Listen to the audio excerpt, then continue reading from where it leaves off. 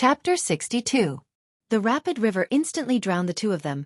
A bone-piercing chill surged over, like a knife piercing into their flesh. Xianxia struggled with all her might, but her body was involuntarily swept forward by the current. She was like a piece of withered leaf in the water, constantly bumping into the hard rocks at the bottom of the river, and at the same time she could not breathe. She became more and more panicked, only feeling that everything in front of her was pitch black. There was only endless terrifying torrents in front of her, as if the next moment she could fall into a bottomless dark abyss. She could not help but cry out loudly, but before she could cry out, the moment she opened her mouth, the cold river water poured into her mouth, immediately suppressing all sounds. She choked on a large mouthful of water, violently coughing. At the same time her body was even more panicked, like a stiff rolling log in the water, rampaging about.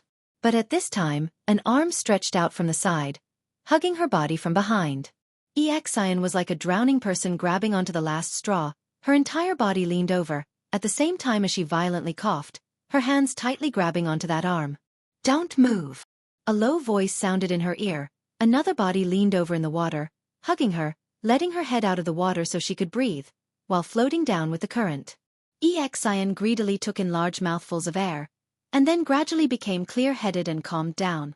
She no longer moved casually and just nestled in the arms of the strange man. In this mournful and austere night, in this desolate and uninhabited wilderness, she drifted along with the flow. For a moment, she seemed to have thought of something. She turned around and looked at the direction she came from. In the depths of the darkness, at the foot of the hill, she could vaguely see a group of ferocious figures squeezing on the riverbank, letting out angry and violent roars. The current was very fast, but Lu Chen's swimming skills seemed to be quite good. Even with a burden like Xianxia, he was still able to swim with ease in the river. At the same time, the rapid current carried the two of them away from the hillside, all the way down, disappearing into the distance in this deep night. But looking at that direction, they were drifting further and further away from the path they came from, all the way into an even darker mountain range. After an unknown period of time, the river gradually calmed down. At the same time the surface of the water widened. The wild cries of those black jackals were long gone. Only the darkness between the heavens and the earth remained the same. Xianxia felt Lu Chen start to paddle with his arms, bringing her upstream. At this moment, after several consecutive shocks and back and forth from the gates of hell, she felt extremely exhausted, but there was still a string in her mind that was tightly wound. As long as the night did not subside, as long as she was still in this terrifying wilderness of the land of confusion, she would feel a kind of fear from the bottom of her heart, and did not dare to sleep.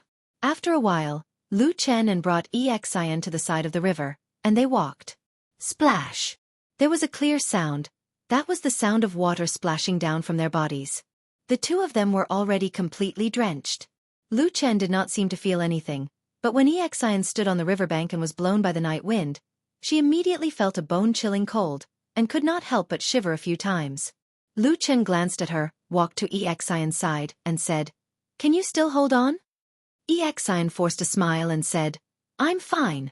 After saying this, she suddenly realized that because her clothes were completely drenched, they were tightly clinging to her body, revealing all the exquisite curves of her body, making her look especially alluring. Xianxia felt her face suddenly heat up, and she subconsciously let out an "ah," and reached out to cover her body. Who knew that as soon as she raised her hand, an indescribably intense pain suddenly came from her left arm. Xianxia only felt her vision go black, and she staggered, almost falling to the ground, and her mouth also let out a painful groan. Lu Chen supported her, a little surprised, and asked, "What's wrong?" Xianxia was in so much pain that even her voice sounded a little shaky, and she said with a trembling voice, "My hand, my left hand." Lu Chen looked over, and reached out to support her arm for a moment, and then immediately frowned and said, "It's broken." Xianxia bit her lip, lightly gasping for breath. In her mind, the scene of her escape just now replayed in her mind, but she found that she could not remember where exactly it was that broke her arm. Perhaps it was because she was too nervous and excited, or because she had suffered too many injuries on the way, so she did not immediately notice that her arm was broken. Lu Chen looked around, and after a moment of silence, said, "Sit down first, and rest for a while."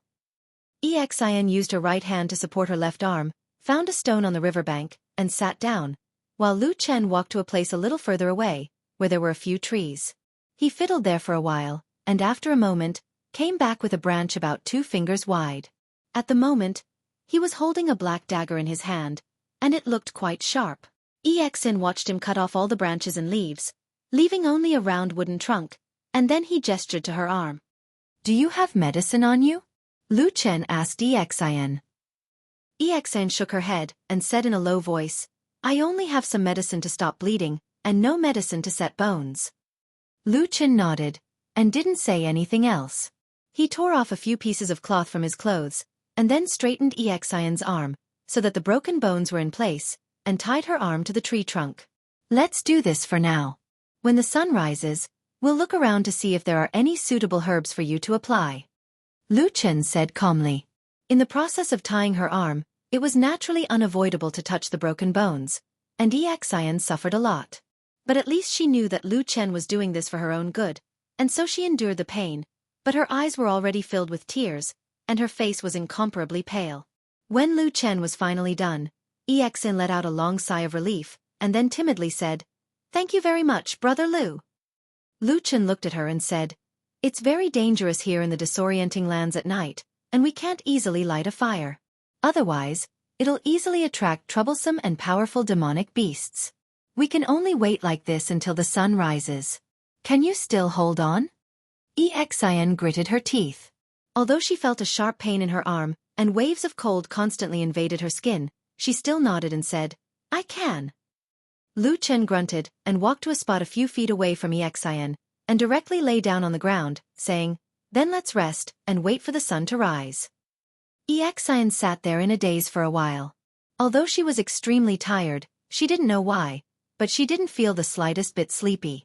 Looking at the deep night sky between the mountains, and the dark river not far away, she suddenly felt like crying. It was at this moment that Lu Chen's voice suddenly sounded from beside her. "That's right, where are your two companions? How are they?" Chapter 63. They. In the dark of the night, although Exin was sitting not far away, her figure was somewhat blurry. At this moment, her voice sounded a little trembling and deep, as if Lu Chen's words had suddenly poked at a certain part of her heart. For a moment, she didn't know what to say.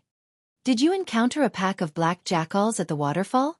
Exin slowly lowered her head. After a while she said, "Yes, after you left, not long after, a large group of black jackals suddenly rushed over. There were too many of them, and I couldn't even count them all." Her breathing suddenly became a little hurried, as if she was being stabbed by memories. She said in a low voice, "Martial uncle, senior martial brother, and I fought in a hurry. Although we had our backs against the wall of the mountain, there were too many demonic beasts. After fighting for a long time, we still couldn't hold on. Uncle Master told us to split up and run. He said that one of us could escape." At this point, her voice was choked with sobs. After a pause she continued, "Senior brother and I rushed out. In the middle, I turned around and saw Uncle Master being pounced on by a large group of black jackals. In the blink of an eye, flesh and blood flew everywhere. I was terrified. Senior brother he pulled me and ran with all his might, but there were black jackals chasing after us. In the end, senior brother he and I had no choice but to split up and run for our lives. The last time I saw him, there were more than 10 black jackals pouncing on him. Then they were blocked by the trees. I only heard a series of screams and wild dogs barking." In the darkness, Lu Chen was silent for a moment before saying, "What about you? Why were you the only one who escaped in the end?" Exin said in a daze, "I ran for a while and saw that I was about to be caught again. But at this moment, I suddenly remembered that before I went down the mountain, Master had given me a blinding talisman. So I climbed up a tree and used this talisman. The black jackals chased me nearby and couldn't find me." At this point, Exin suddenly burst into tears and cried, "It's all my fault, it's all my fault. If I had thought of this earlier, martial uncle and senior brother might not have died." Lu Chen was silent and didn't say anything. He let Exin cry for a while. After her sobs calmed down a little, he said indifferently, "This isn't your fault. And even if you used this talisman in advance, when the black jackals were right in front of you, with the keen senses of those demon beasts, you still wouldn't be able to escape." Exin's body trembled as she whispered, "Really?" "Yes," Lu Chen responded, then turned over and said, "It's getting late, hurry up and sleep. We might have to climb mountains and wade rivers for the whole day tomorrow. If you don't sleep, Your body won't be able to take it. Xian's lips moved slightly. After a moment, she still slowly lay down on the grass by the riverbank. Her mind was in a mess, and her heart was filled with regret and fear.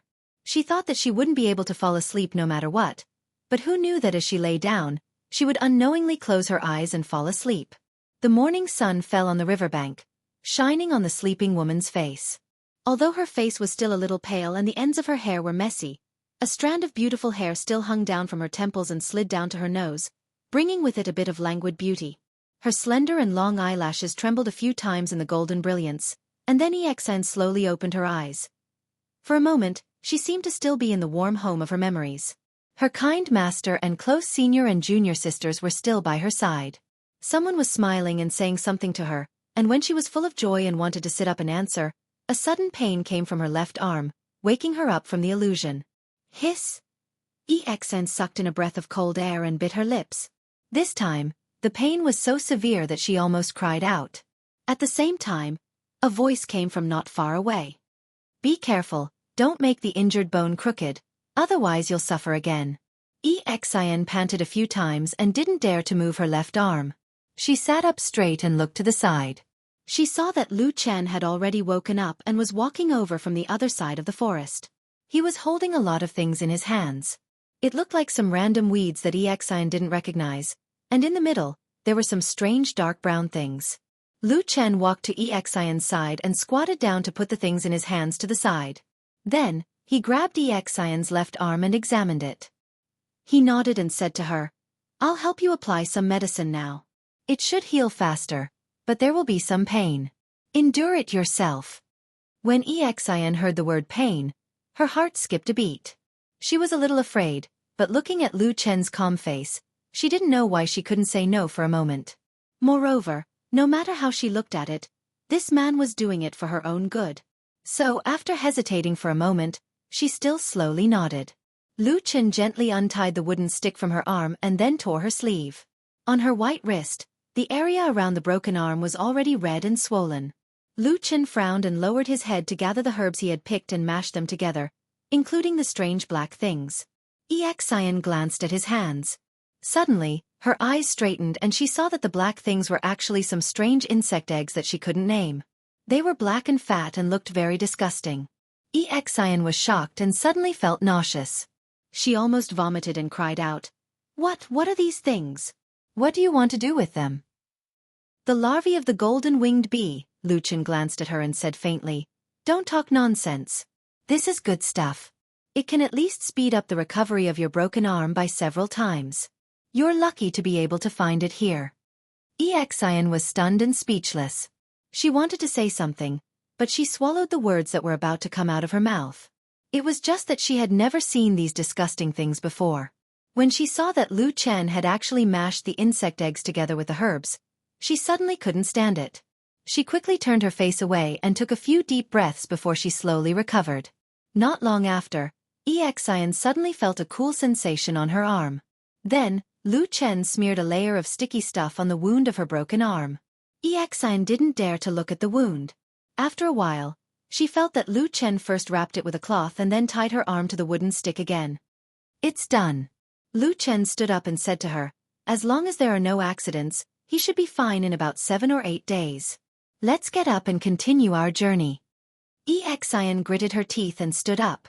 She forced herself not to look at her left arm and said, Where are we going? Lu Chen said, I don't know. Let me see the direction and terrain first.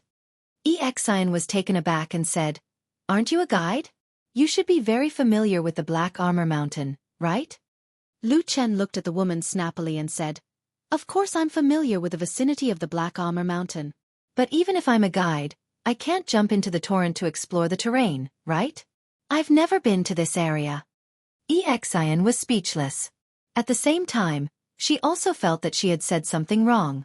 If it wasn't for saving her, perhaps he actually didn't need to jump into the river last night. Thinking of this, her cheeks became a little hot. She subconsciously turned her head away and looked elsewhere.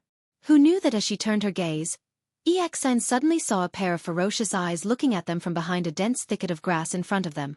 There was a trace of viciousness in that fierce gaze, almost no different from that of a demon beast, causing Xianxia to jump in fright. She suddenly took a step back and pointed in that direction, crying out involuntarily, "There's someone over there!" Chapter 64. What? Lu Chen was taken aback. He turned around and asked Xianxia. Xianxia hurriedly pointed at the bushes and said anxiously, I just saw something in the bushes." Before she finished speaking, Xianxia's voice suddenly stopped. She looked in that direction with a trace of surprise. She saw that the bushes were still the same, but she didn't see the pair of fierce eyes that she just saw. Lu Chen looked in the direction that Xianxia pointed. He looked at the bushes and frowned slightly. He then walked over. Xianxia didn't know why, but she suddenly felt nervous. She also followed behind him, and at the same time, her eyes kept looking left and right. The two walked to the edge of the bushes. They saw that the bushes were lush, about a person's knee height. But at the moment, the bushes were empty. It was obviously impossible for someone to hide inside. Lu Chen pondered for a moment. He broke a branch from the side and patted the nearby bushes for a while. He only saw a few flying insects, but he still didn't see the figure that Xianxia said. Lu Chen looked back at Xianxia. Xianxia's cheeks were slightly red. For a moment, she was not very confident. She thought, could it be that I was too tired yesterday, so my mind is not very clear now? What I saw just now, was it just an illusion? Lu Chen walked back to her side and didn't say much. He just calmly said, "Since there is nothing, then let's hurry." Okay. Xianxia responded with some embarrassment. Lu Chen nodded and walked forward. Xianxia looked at the bushes again. She saw that the surroundings were quiet, as if there was really nothing. But she carefully thought about it. She remembered that the pair of fierce and vicious eyes in the bushes was particularly clear. She couldn't help but shiver. With such a delay, Lu Chen had already walked a distance. He then noticed something and turned around to call out to Xianxia. Xianxia quickly responded. She shook off the inexplicable thought in her mind and quickly chased after Lu Chen.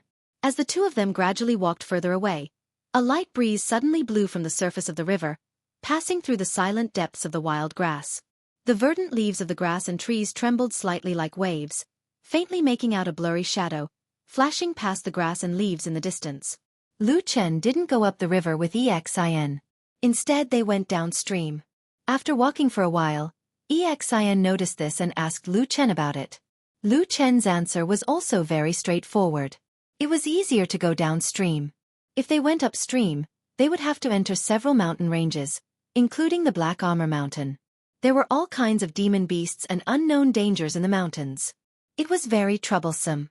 Even if they found the way back to the Black Armor Mountain, it was unlikely that they could go back the way they came.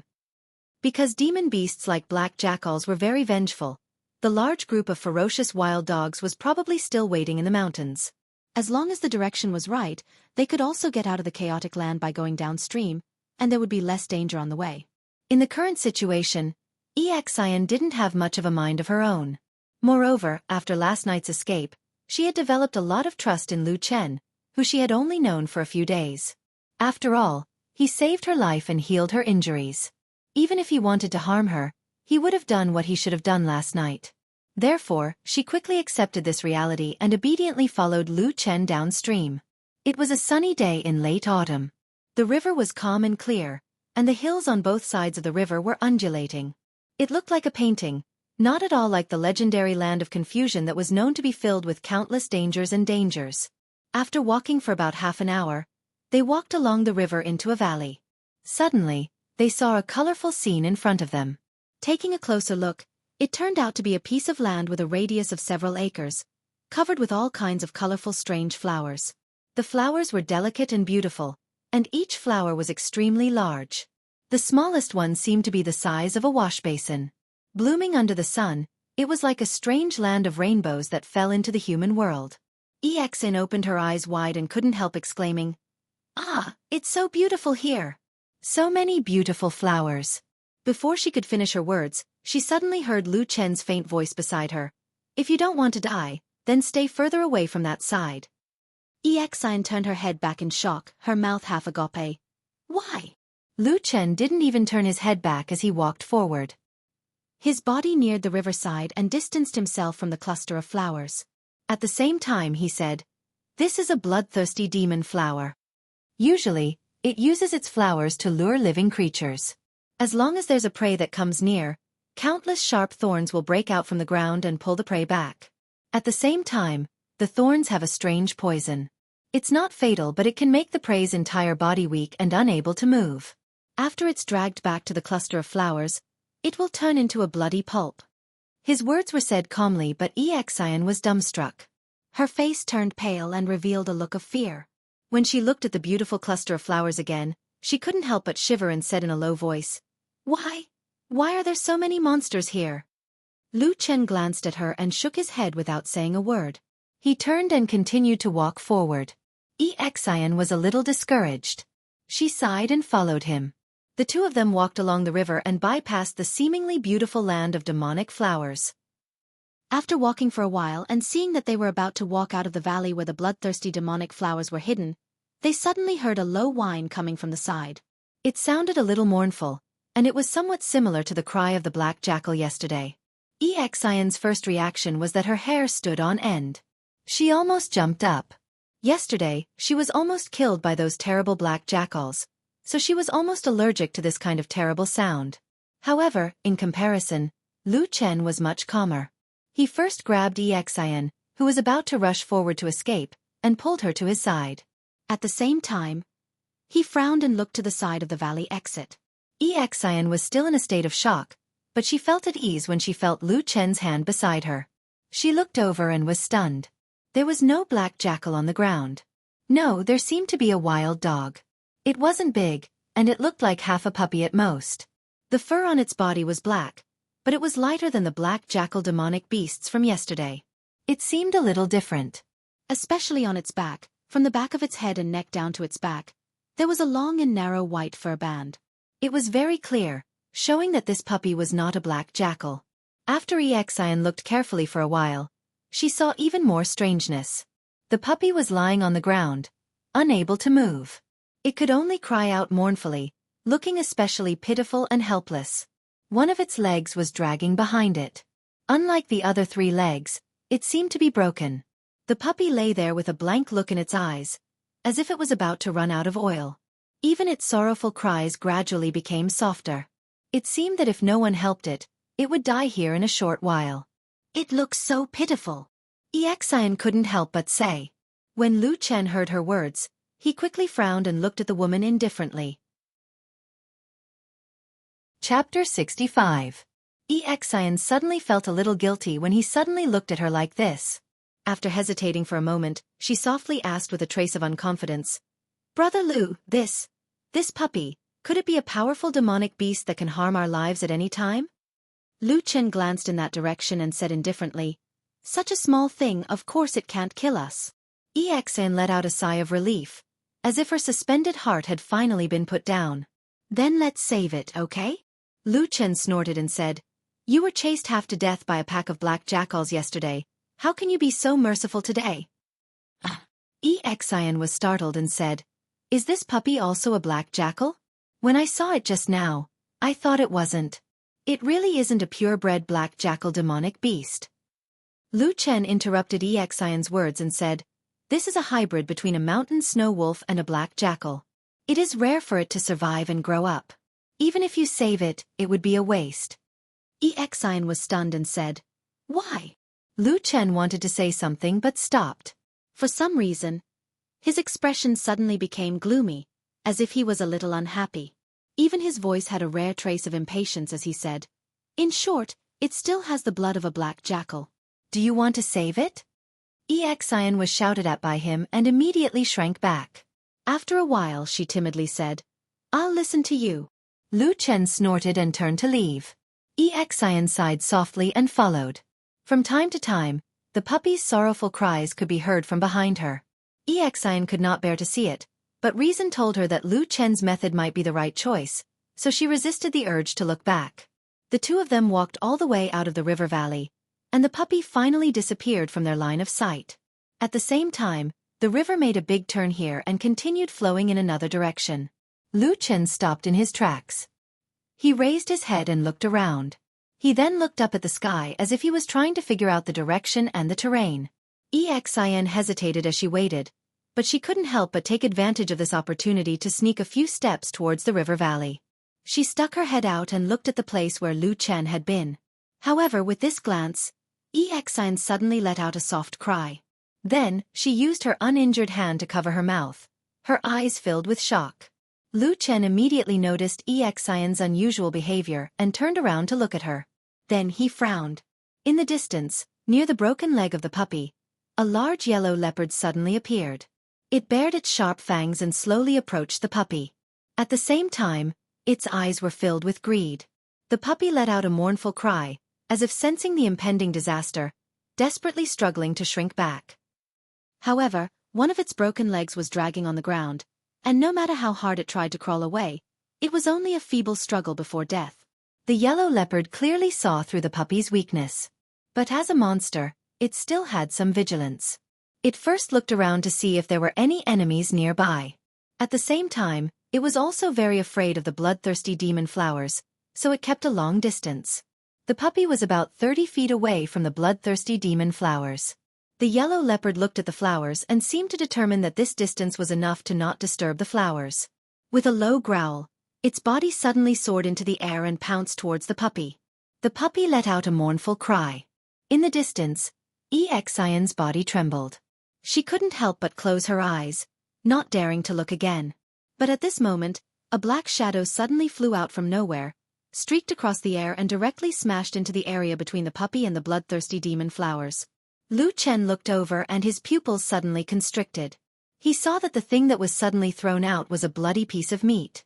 Who? There seemed to be a light breeze, gently blowing past.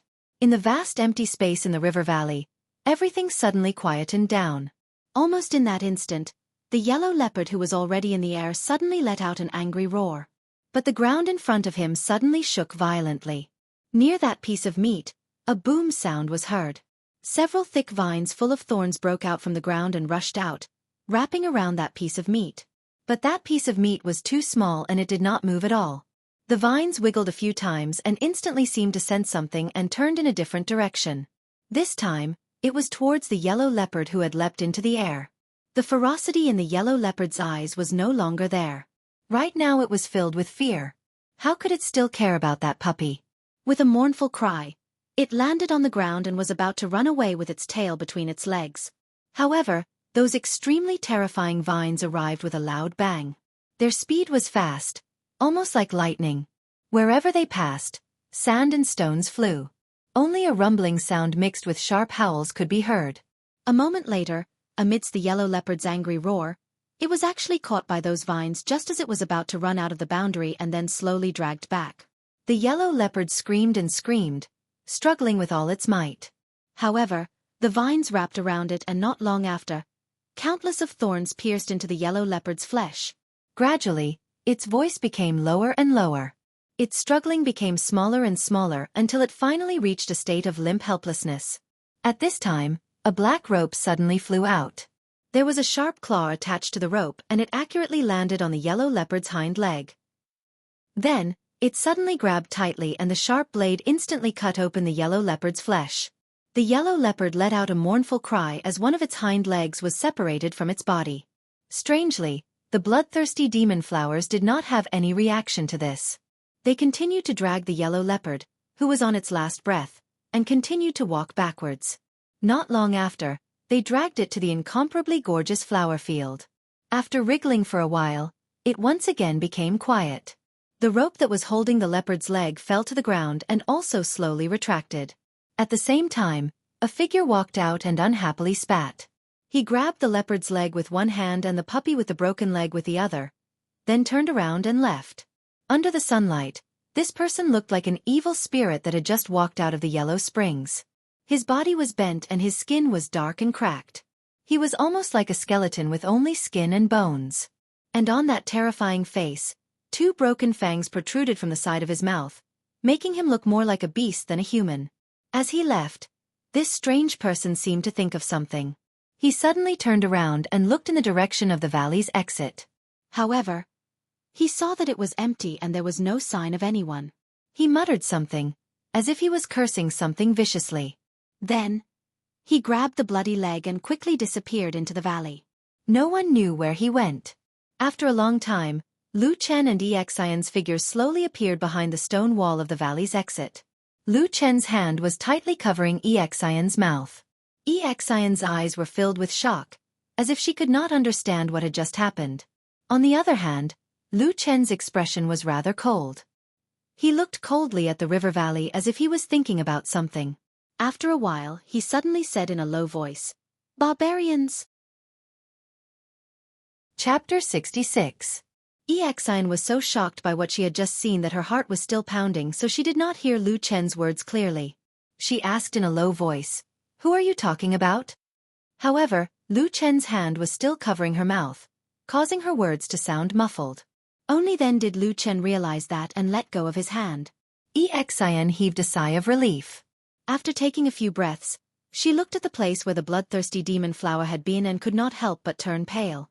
If Lu Chen hadn't stopped her, and if the two of them had walked up to the puppy with a broken leg and thrown that bloody piece of meat at it, Xian didn't even dare to imagine what the consequences would have been.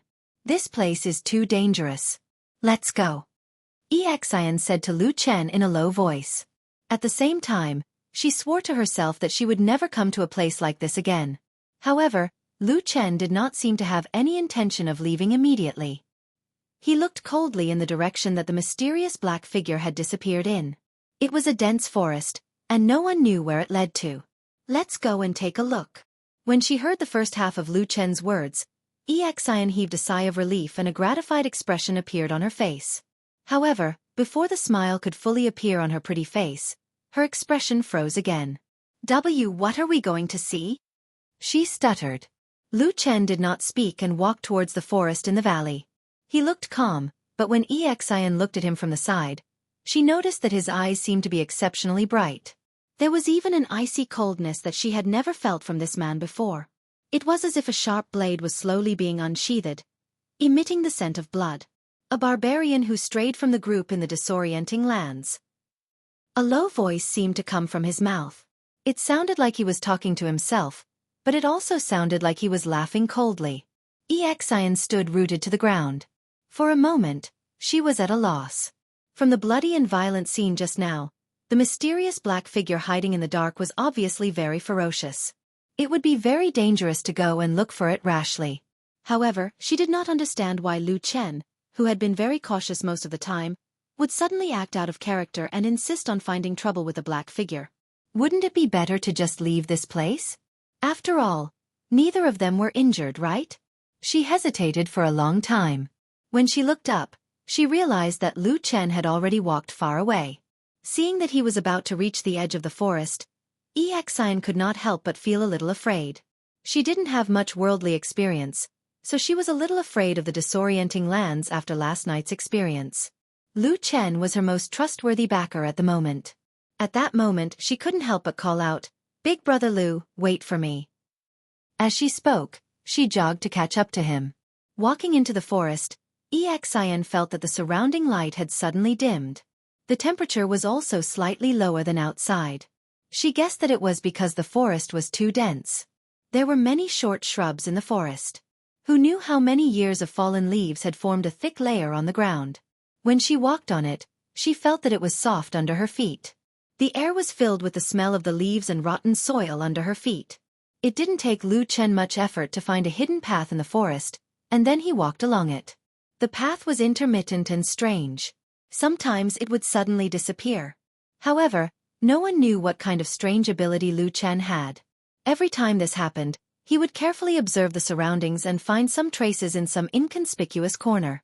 From there, he would rediscover the path. Some of the traces were faint bloodstains from the short leaves. Some were leaves that had just fallen. There were even some that were almost unrecognizable footprints on the withered leaves. However, Lu Chen still managed to find them one by one.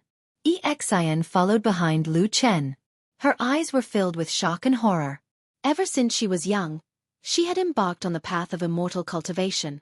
All she knew was cultivation techniques. At most, she would spar with her fellow disciples. She had never seen anything like this before. She looked at the back of the man in front of her and suddenly felt a sense of trepidation.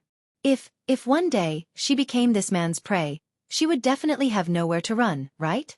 She could vaguely sense that this man named Lu Chen seemed to exist on the other side of the cultivation world that she was familiar with. Before coming to the chaotic lands, she knew nothing about the things in that dark world. Lu Chen's movements were practiced and efficient. Sometimes, his movements were so sharp that Xian felt that there were some hidden traces.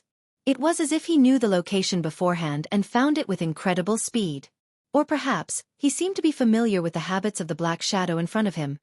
About an hour later, Lu Chen suddenly stopped in his tracks and stopped Xian. In front of them, outside the dense thicket, there was an open space about half an acre in size. A large boulder abruptly rose up to form a slope, and under the boulder was a cave entrance. The ground outside the cave was a mess. There were things that looked like garbage everywhere. There were charred stones, broken wooden sticks, and bones of different sizes. At a cursory glance, most of them were small animal bones. Huff, huff, huff. A strange sound came from the cave. It sounded like heavy breathing. Not long after, a black shadow walked out. It was indeed the strange man who had appeared in the Valley of the Bloodthirsty Demon Flowers. Now that they were closer, Lu Chen and Xian could see more clearly than before. Soon, they realized that this person wasn't young. Apart from the fact that he was all skin and bones, even his gait made him look like an old man who was out of breath. But even so, this strange man's ferociousness didn't diminish at all. When he walked out, he was still holding the bloody leopard's leg in his hand. He sat on a huge rock and opened his mouth to chew on it. Blood flowed down the corner of his mouth. He looked like a wild beast. Xian's body trembled. She felt a wave of nausea in her stomach. She almost vomited from this scene. Fortunately, she knew that this was not the time. She forced herself to bear with it.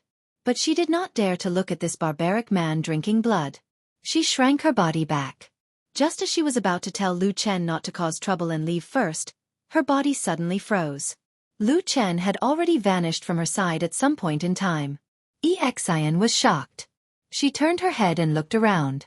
After a while, she suddenly realized that Lu Chen's figure was already at the edge of the shrubs not far from the cave.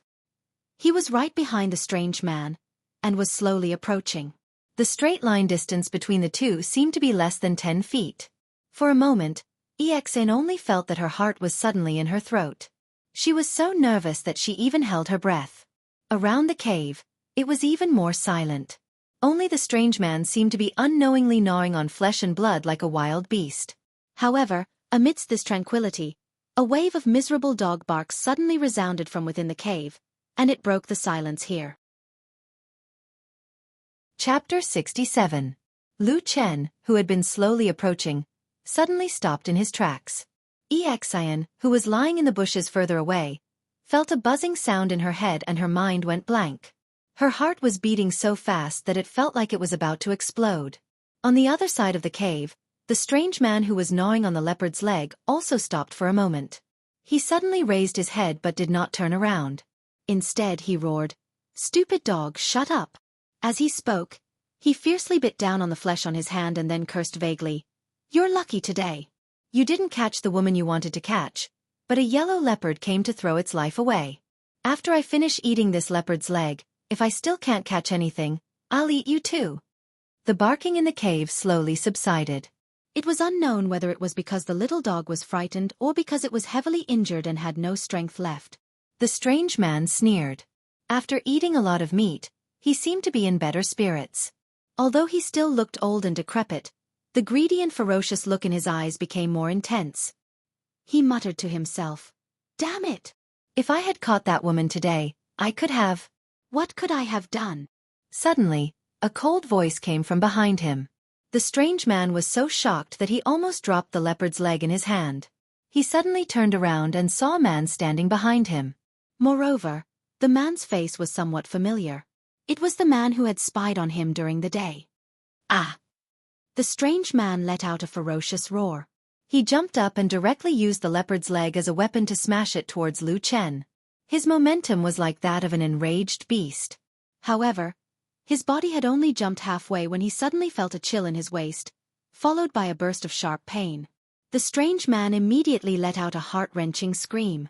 When he looked down, he saw that a black dagger had pierced into his waist at some point. His jump with all his strength just now had directly cut a shocking large wound on his back. Red blood instantly gushed out like a blood fountain, but it quickly weakened.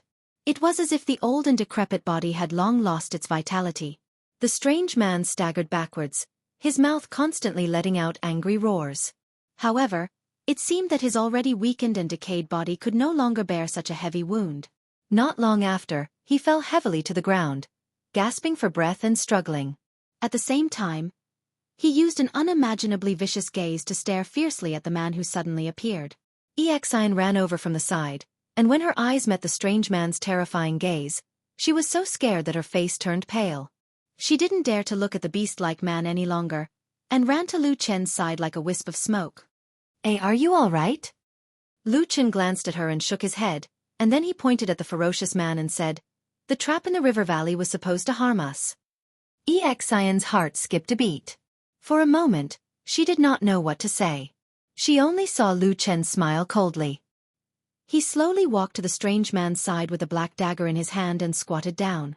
The strange man's body subconsciously shrank back, but he still stared at Lu Chen with a fierce gaze.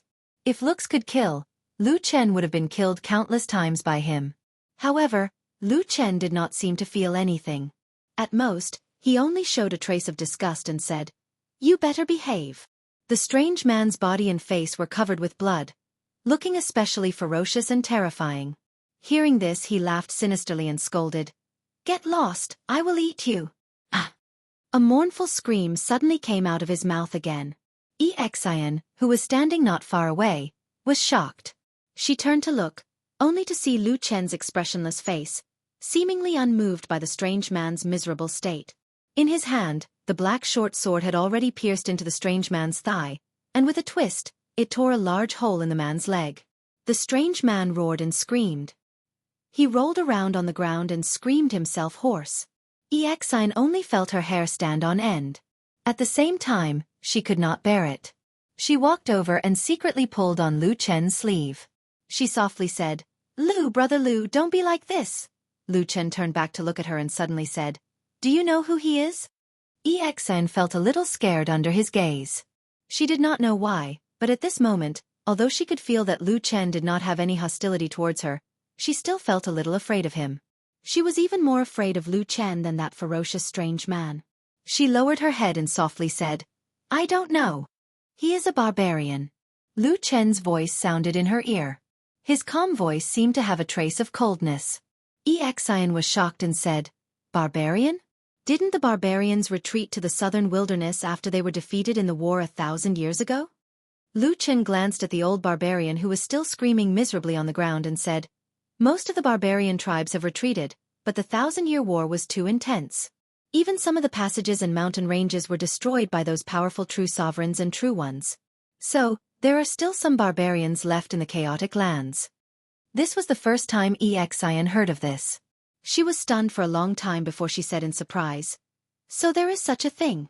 But I have never heard of the barbarian tribes in the chaotic lands." Lu Chen said, "The remaining barbarians mostly live in the form of tribes and live in the depths of the chaotic lands. They will not easily come to the outskirts. It is not strange that you do not know of them."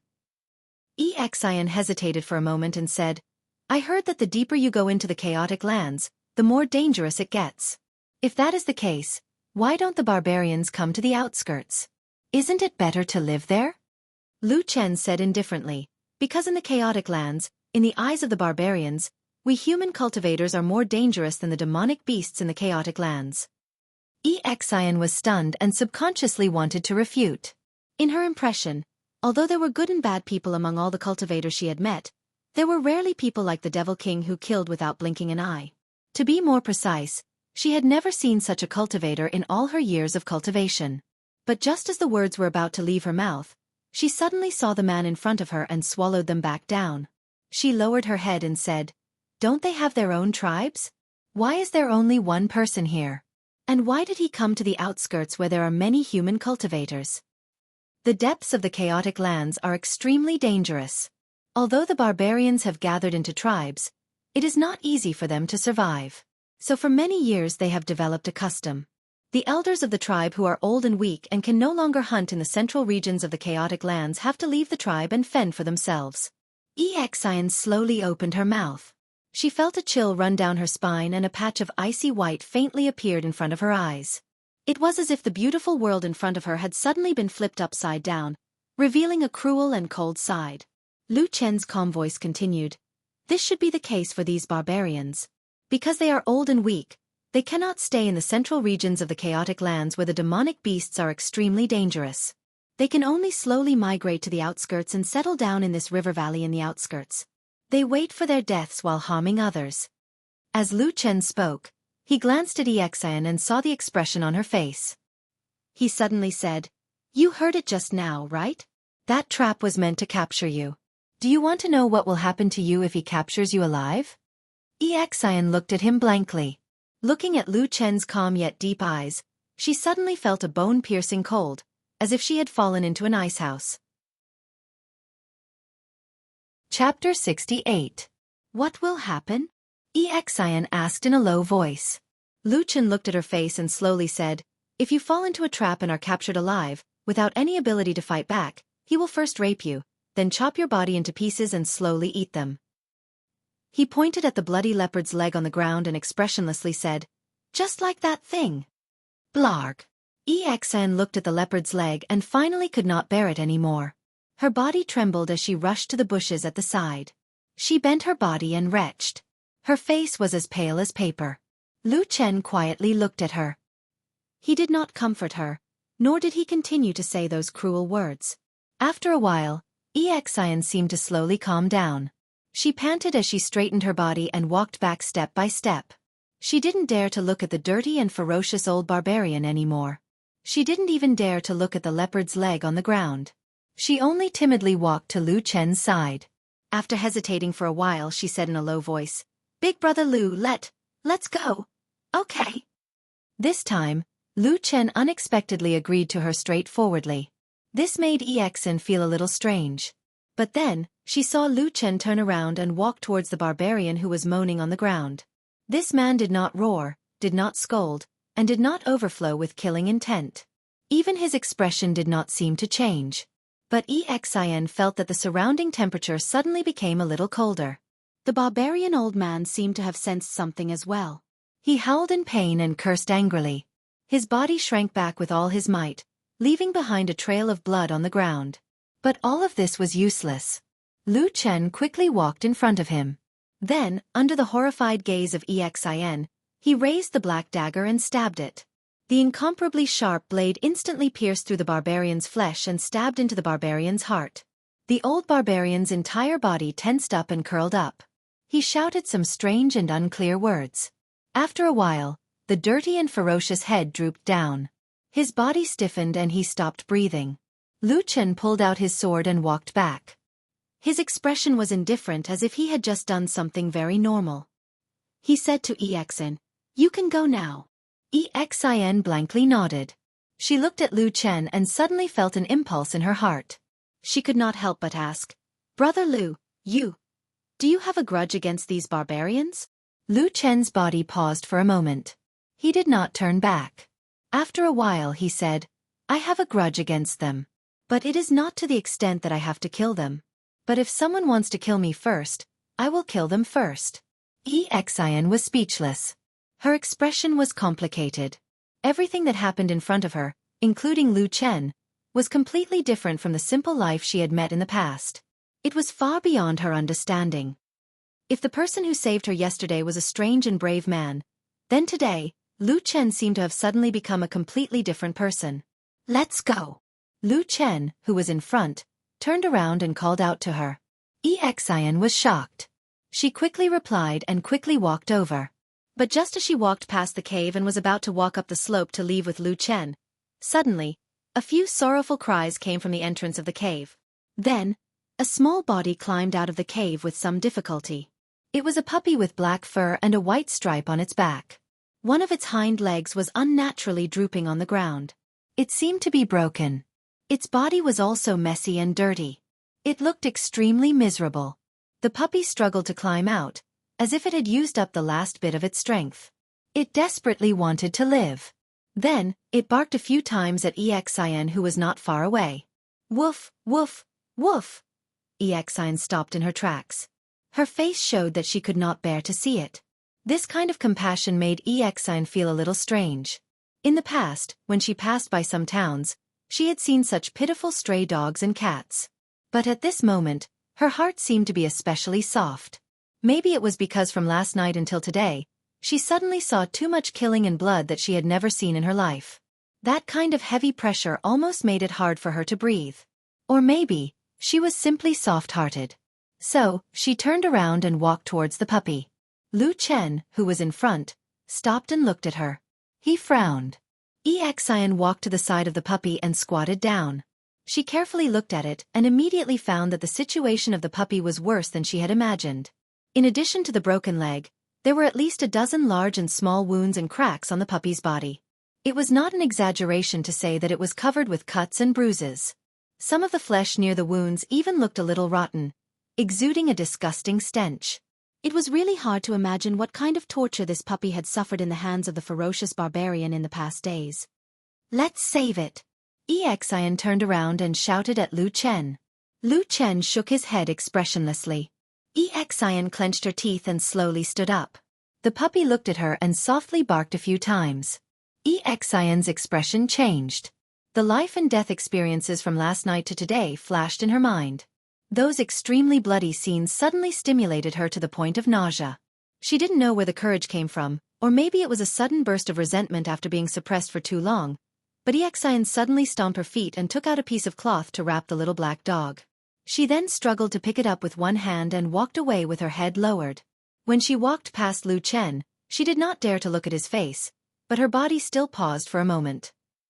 Then with a soft and slightly trembling voice she said, "I want to save it." After saying that, she ran forward in big strides. Lu Chen's face showed a stunned expression. Looking at the girl's back, his face showed a rare look of confusion. "This woman, what is in her brain?" He muttered in a low voice, shook his head and followed. However, he had only taken 2 steps when he suddenly heard a cry in front of him. Lu Chen was startled and looked up. He saw that Xianxia was running too fast and didn't see the road clearly. Just as she entered the forest, she tripped on a shrub branch and fell on her back. The puppy was also thrown out and landed in the grass with a plop sound. Immediately, wails and cries of alarm rose and fell one after another. Lu Chen sighed helplessly and looked up at the sky. Then he walked over to help Xianxia up. Xianxia's face was red and she did not dare to look at him. She lowered her head and patted the dust off her body. Then she ran over to pick up the puppy. Who knew that when she moved, Lu Chen pulled her to the side. Xianxia panicked and said, "Don't stop me, I want to save." "Shut up." Lu Chen stopped her in a bad mood and walked over to pick up the puppy. He glared at Xianxia and said, "Don't talk nonsense, let's go." Xianxia said embarrassedly, "You." Lu Chen snorted and ignored her. He grabbed the puppy and walked forward. At the same time he said, "I spent a lot of effort to fix your hand. Don't break it again for no reason. So troublesome." Xianxia's mouth opened. Looking at the man's back, the corner of her mouth suddenly curled up, revealing a happy smile. "Hey, why are you in a daze?" Lu Chen, who was in front, turned back and shouted. Xianxia jumped in fright. She quickly chased after him while saying, "Coming, coming." She ran behind Lu Chen like a wisp of smoke, closely following him as they walked out of the forest. Chapter 69. The two of them walked all the way out of the forest and returned to the river valley. Under the sunlight, the bloodthirsty demon flowers were still incomparably gorgeous, and the yellow leopard that had been dragged over not long ago had long disappeared, leaving only a bloodstain on the ground.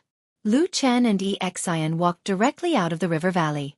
No matter what, with such a large field of bloodthirsty demon flowers growing here, it was really not a pleasant place to be. After walking out of the river valley, Lu Chen found a flat and safe place by the river. He first put down the little dog in his hand, then called Xianxia over and examined her injured arm. In the end he nodded and said, "It's good, the bones are not crooked." As he spoke, he looked as if he had been relieved of a heavy burden, but it was unknown whether he was worried about Xianxia or remembering the results of his previous treatment for her. After saying this, Lu Chen walked to the side, minding his own business. Xianxia glanced at him and wanted to say something, but then she immediately swallowed her words. She then walked with some difficulty to the little black dog and sat down next to it. The little black dog raised its head and glanced at her. Speaking of which, it was strange. Even though this little dog's entire body was covered in scars, it stank to the heavens, and its fur was dirty to the point it was knotted together, making it extremely unsightly. Only its eyes were still bright and clear. Perhaps that was the only beautiful thing on its body. Xianxia sighed and said in a low voice, "I'll help you, don't bite me." The little black dog looked at her for a while, then barked, but it was unknown whether it agreed or not. Xianxia searched her bosom for a while, and after a while, took out a silk handkerchief. Then with some difficulty, she used her remaining uninjured hand to use the silk handkerchief to wipe the dust off the little black dog's body, as well as the shocking wounds. Perhaps it felt the kindness of the young woman in front of it, but the little black dog did not avoid or struggle, and actually obediently lay on the ground, not moving at all. In the distance, Lu Chen glanced over. His expression still indifferent, and no change could be seen. However, Xianxia's movements looked a little clumsy, and it was obvious that she had never done such a thing before.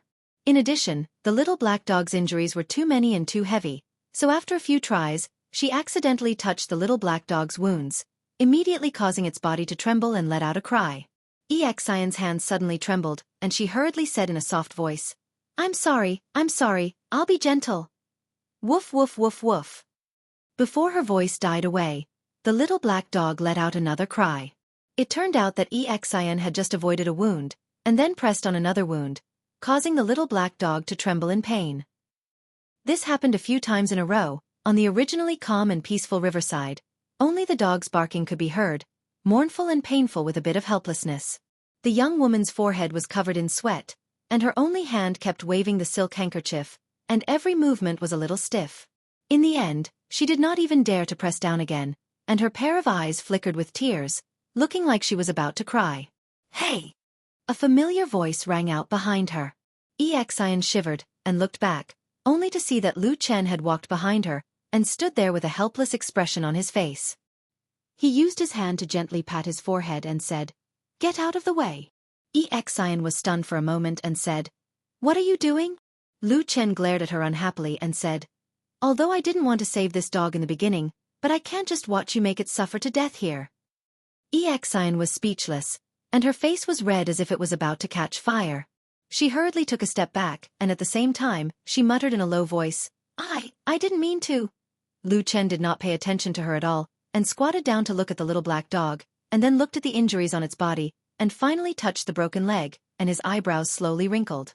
Xianxia had been watching him carefully, and seeing his serious expression, her heart could not help but sink, and she hurriedly asked, "Brother Lu, how is it? Is the little dog okay?" Lu Chen did not answer her question, and only pondered for a moment, and then glanced at the little dog, and said lightly, "If you want to live, be obedient." Facing Lu Chen, the little black dog was obviously much more nervous than before, and its whole body looked a little stiff, and then it softly whimpered a few times, and it was unknown whether it understood Lu Chen's words. Lu Chen turned his hand, and the black dagger appeared in his hand again, and then directly turned his hand over to cut the little black dog. Xianxia, who was standing to the side, cried out in alarm, and her body involuntarily took a step forward. The little black dog also suddenly barked, and it looked like it was scared out of its wits, and there was a look of despair in its eyes as it lay on the ground. But after a moment, suddenly, a piece of black fur was seen floating in the air, and then slowly falling down. It turned out that Lu Chen had swung his sword to scrape off a piece of fur on the little dog's body, and then they saw him move the sword as if it was flying, one slash after another, and actually began to shave the little dog's fur. In the midst of this, because of all kinds of tangled fur, and because it was riddled with wounds, it could not avoid touching the little black dog's wounds, and the little dog was in so much pain that it cried out, but the expression on Lu Chen's face did not change. And as if frightened by the sharp murderous aura of the black dagger, although the little dog cried out in pain, it still forced its body to lie on the ground, and did not dare to move at all. Not long after, fur was scattered on the ground, and the little dog from head to toe, all the fur on its body was shaved. The original little black dog had become a little bald dog, and its body was completely bare, and it was really ugly and comical. But it also made it more clear that the little dog's body was densely covered with wounds, and it was a ghastly sight. After finishing the shave, Lu Chen did not stop. First, he swept over all the little dog's wounds, ignoring the old wounds that had already formed scabs, and first sprinkled some medicinal powder on the new wounds, and then used cloth to bandage them. Then he went to the wounds that had already rotted, and after a pause, he stretched out his hand to press the little dog's body, and then glanced at the little dog, and said calmly, "Bear with it." The bald little dog stared blankly at Lu Chen, and then looked at the black dagger in his hand, and its body violently convulsed and trembled.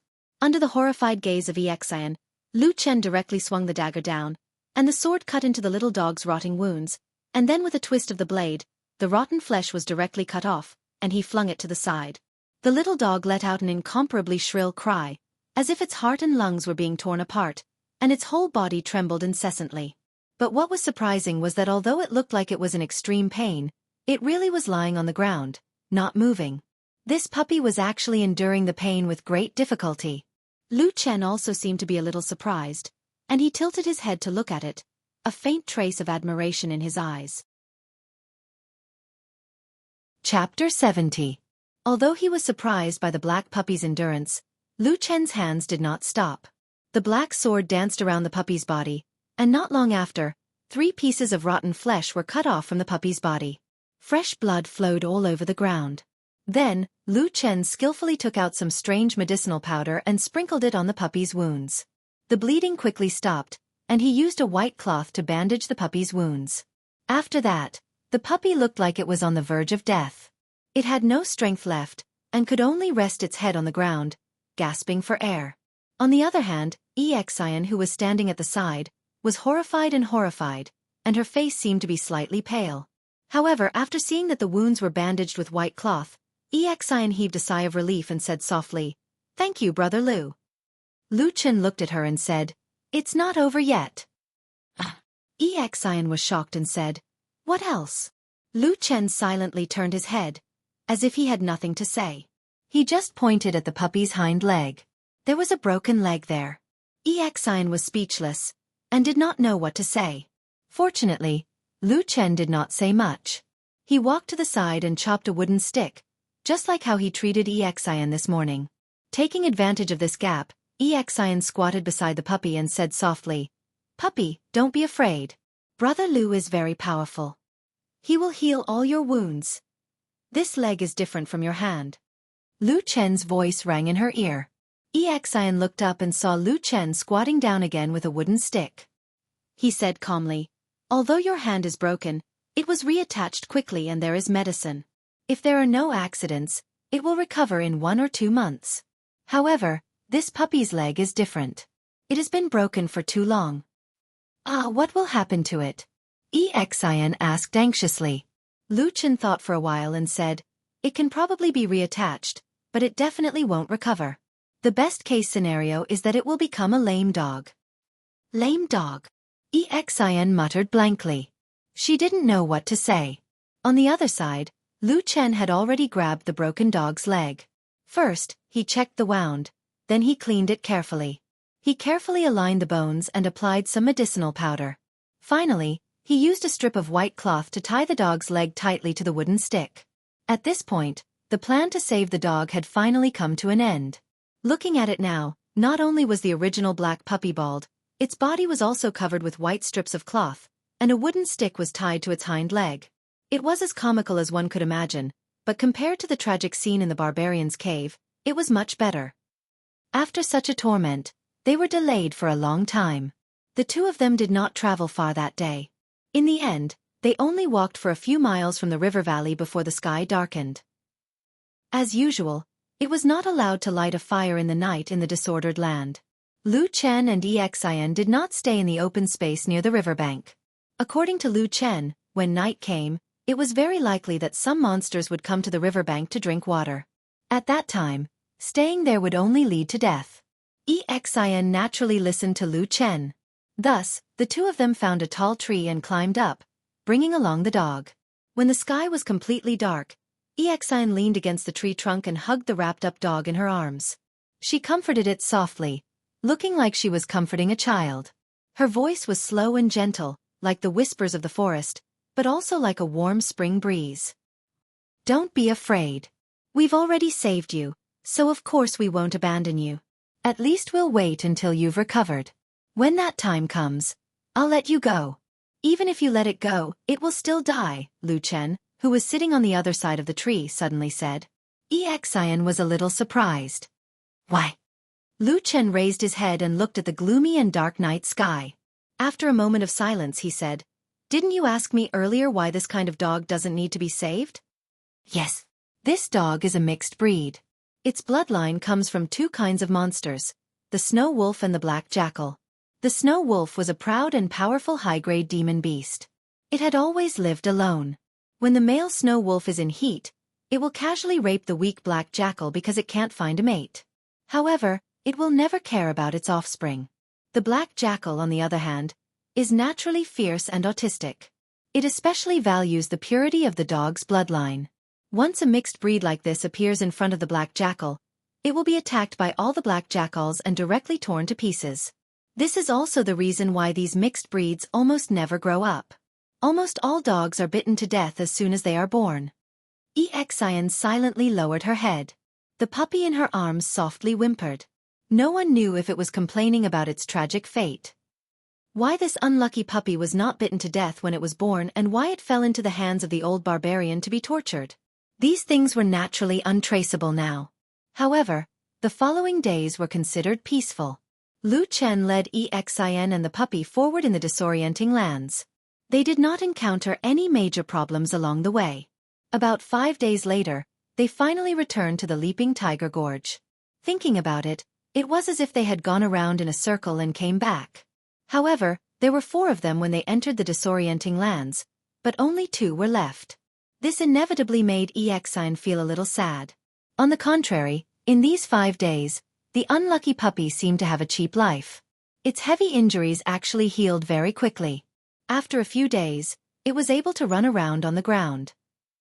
However, just as Lu Chen had said before, this puppy's leg was forever lame.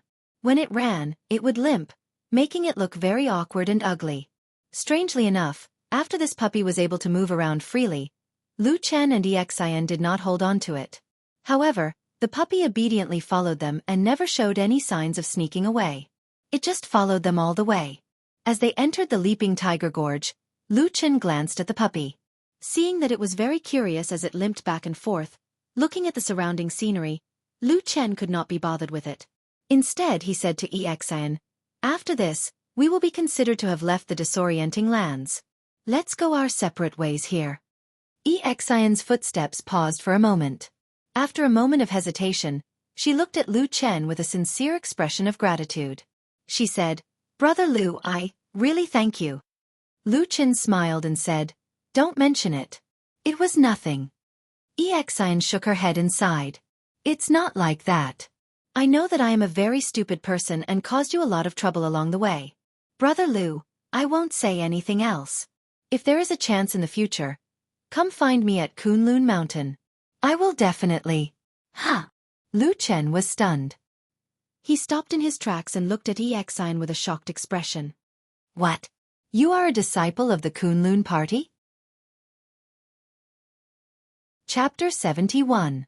Xian blushed and said, "Well, I'm not really one yet, but I should be one after a while." Lu Chen became curious and asked a few more questions. As it turned out, although Xian looked delicate, she was actually a woman with an impressive background. She was born in Kunwu City, at the foot of the Kunlun Mountains. She was the daughter of a member of the Yi clan. The Yi clan had a close relationship with the Kunlun party for many years. Over the years, many of their disciples had entered the Kunlun party. When Xian was young, a powerful golden core cultivator had taken a fancy to this girl's potential. He had contacted the Yi family in advance and was prepared to take her in as a disciple. However, something unexpected happened to Jean Dan Friar and he was seriously injured. He was forced to go into seclusion for 10 years, which delayed Xian's acceptance as a disciple. However, this matter was known to the Kunlun party and the Yi clan did not conceal it. Therefore, almost everyone in the Kunlun Mountains regarded Xian as a disciple of the Kunlun sect. The 2 people who came with Xian this time were also official disciples of the Kunlun party. When they accepted the task of gathering the Dusk fog flower, they brought Xian with them. Firstly, it was to show their closeness. Secondly, it was also to curry favor with Jean Dan Friar, who was rumored to be recovering from his injuries and coming out of seclusion. Once that powerful person came out of seclusion, it wouldn't be long before Xian officially entered the Kunlun party. Congratulations, congratulations, Lu Chen said to Xian with a smile. Xian smiled and nodded. Looking at Lu Chen, she felt that this man's smile was gentle and his face was calm. He looked harmless, but he didn't have the cold murderous aura that he occasionally displayed in the land of chaos. For a moment, Xian was even in a trance. She felt that when she looked at Lu Chen, she was hallucinating. One was a man standing in the light with a gentle smile. The other was a cold and murderous demon hiding in the dark. However, this kind of thinking was a bit ridiculous. Xian shook her head to get rid of this boring thought and said goodbye to Lu Chen. Then she waved at the dog standing next to her and said with a smile, "Atsu, come here, I'll take you home." Atsu was the name they gave to the dog. Originally, Lu Chen had given the dog even more random and unpleasant names, such as Hei Wang, Hua, Baldy. In his words, the dog would run away sooner or later anyway, so there was no need to bother giving it a good name. Finally, when Xian saw that the dog was pitiful, she mustered up the courage to speak up for justice and argued for this unlucky dog. After refuting these unpleasant names one by one, the two reluctantly came up with a homonym for Baldy, and simply called it Atsu. Although it sounded rustic, it was at least down to earth and not particularly unpleasant. Although it still felt a little like calling a peasant dog, looking at Atsu's current appearance, not only was it bald, it was also wrapped in a lot of cloth strips.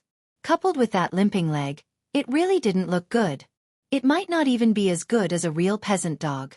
So a peasant dog. So be it. That was probably what Xian thought helplessly at the time.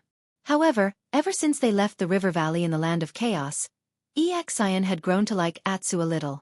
Speaking of which, she grew up in the Yi family, so her living conditions were naturally excellent.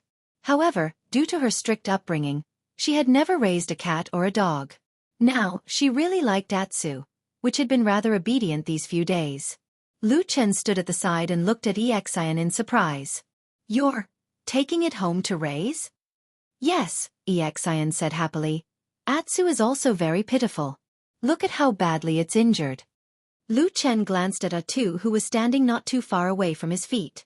When he first found him, he was indeed severely injured. However, this dog had the bloodline of a demonic beast, so his recovery ability was astonishing. In just a few days, the wounds on his body had healed a lot, especially the injury on his broken leg. Although he couldn't change the fact that he was lame, he could still run after throwing away the wooden stick. In comparison, the wooden stick in Xian's hand was still there. Lu Chen shrugged and said, "If you want to raise it, then raise it. Up to you. Atsu, come here." Xian waved at the puppy with a smile on her face. Atsu obediently wagged its tail and ran to her feet. Xian squatted down and touched Atsu's bald head with a doting look on her face. "Atsu, say goodbye to Brother Lu. We're going home."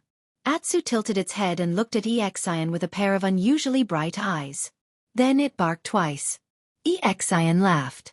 She pointed at Lu Chen and said, "We're saying goodbye to Brother Lu. We're leaving soon." Atsu blinked its eyes. It looked at Xian, then looked back at Lu Chen. Then, it barked at Xian again. Then, it turned around and ran to Lu Chen's side, lying down. Ha! Lu Chen and Xian were stunned at the same time. It didn't look like it was going to say goodbye. After a while, Lu Chen suddenly frowned as if he thought of something. On the other side, Xian ran over and reached out to hug Atsu. At the same time she said, "Atsu, are you stupid? I mean..." Before she finished speaking, the puppy shrank back and avoided Xian's arm. Then, it hid behind Lu Chen. This time, the meaning of Atsu couldn't be clearer. Xian also stood up in shock. After a while, she suddenly felt a little embarrassed and said angrily, "Hey! Stinky Atsu, are you kidding me? These days, I'm the one who fed you, hugged you when you slept, and played with you normally. But now, you choose Brother Lu and not me?" Atsu's bald head poked out from behind Lu Chen's calf. It looked a little sneaky. Then, it barked twice, as if admitting to it. Lu Chen rolled his eyes. Atsu rubbed its head against his leg and wagged its tail like a windmill. It looked like it was trying to flatter him. Xian rubbed her forehead with her hand. Then she pointed at Atsu and said, You. Lu Chen coughed and said, I can roughly guess the reason. What is it? Xian immediately asked. For millions of years, the chaotic lands has always been a dangerous world where the strong prey on the weak.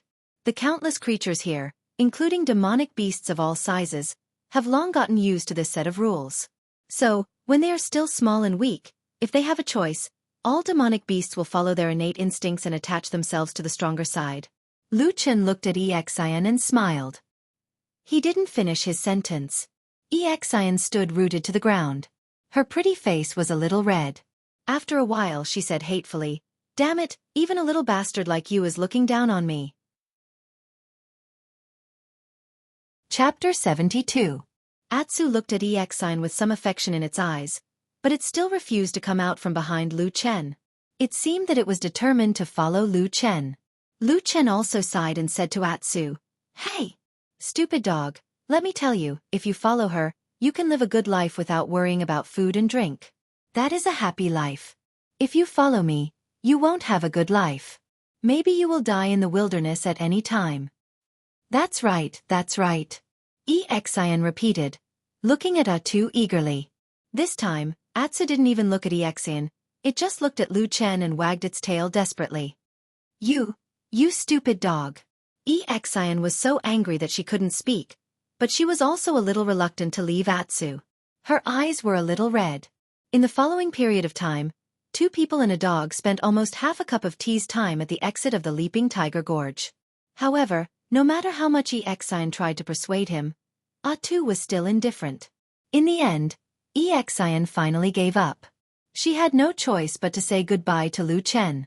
Before she left, she sighed and said to Lu Chen, Brother Lu, from now on, Atsu is in your hands, you must. When I am hungry, I will kill it and stew it. Lu Chen said to Xian very calmly. Xian was stunned. After a while she stammered, What did you say? Lu Chen said matter-of-factly, I didn't want to keep a dog. Even when I saved it that day, you insisted. I didn't ask it to follow me. If this dog insists, I can stew it and eat it. It doesn't seem to be a problem. Something's wrong. Xian almost shouted. Then she put on a sad face and said, Brother Lu, Atsu is so pitiful. Don't eat it, just let it go. Lu Chen looked at her appearance and couldn't help but laugh for a moment. There was an inexplicable warmth in his heart. Xian was still young and seemed to have been spoiled since childhood. She was indeed very pure. However, he didn't know why her family would allow such an inexperienced girl like her to come to such a dangerous place like the Land of Chaos. Lu Chen was startled. He frowned and looked at Xian from head to toe. Being stared at like this, Xian suddenly felt guilty. She took a step back and said, Brother Lu, what's wrong? Lu Chen snorted and said, Don't tell me you snuck out without telling your family? Xian was speechless. Her beautiful face flushed red. Looking at her, the answer was obvious. Lu Chen shook his head and said, Forget it, it's none of my business. But we all know each other. You should be more careful in the future and don't run around. Xian lowered her head. Her eyes reddened as if she had thought of something. I know. I will definitely apologize to my parents when I get back. And I even implicated Senior Uncle Han and Senior Brother He. If it wasn't for me, they... Hey! Lu Chen suddenly interrupted her and frowned. What nonsense are you talking about? What does their death have to do with you? Xian bit her lip and said, My cultivation is low. When the black jackals surrounded us, I couldn't help them, so... Nonsense! Lu Chen snorted with disdain, and he looked at the young woman as if he was looking at an idiot. Are you stupid? This has nothing to do with you. It was your first time coming to the chaotic lands. Han Nanzu and He Gang are proper disciples of Kunlun. They have cultivation and experience. Isn't it natural for them to take care of you? Wasn't it their fault that we ended up in that situation? He sneered and said, Not to mention the fact that I reminded them several times before I left that day. It's fine if you're young and insensible, but those 2 men were actually blinded by greed. They deserved to die. Instead they dragged you down. Do you understand? Xian was at a loss. After a while she said with uncertainty, Is that so? Lu Chen said, Of course it is so. Exan, I'm telling you, it's a good thing that you're kind-hearted, but if you can't tell right from wrong and blame yourself for everything you see, then you're not kind-hearted. Xian lowered her head and blushed.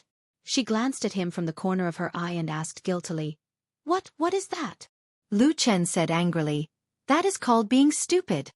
Everything that needed to be said had finally been said. The dog that needed to go was stubbornly refusing to leave. Xian, who could not do anything about Atsu, finally waved goodbye to Lu Chen and the dog. Before they parted, she repeatedly exhorted Lu Chen and begged him for two things. First, he must not eat Atsu. He is very obedient and honest, and he is fated to be with us. If he eats him, there might be retribution. Second, Big Brother Lu, if you have the chance in the future, you must come to Kunlun Mountain to find me, okay? It is too dangerous to be a guide in the land of chaos.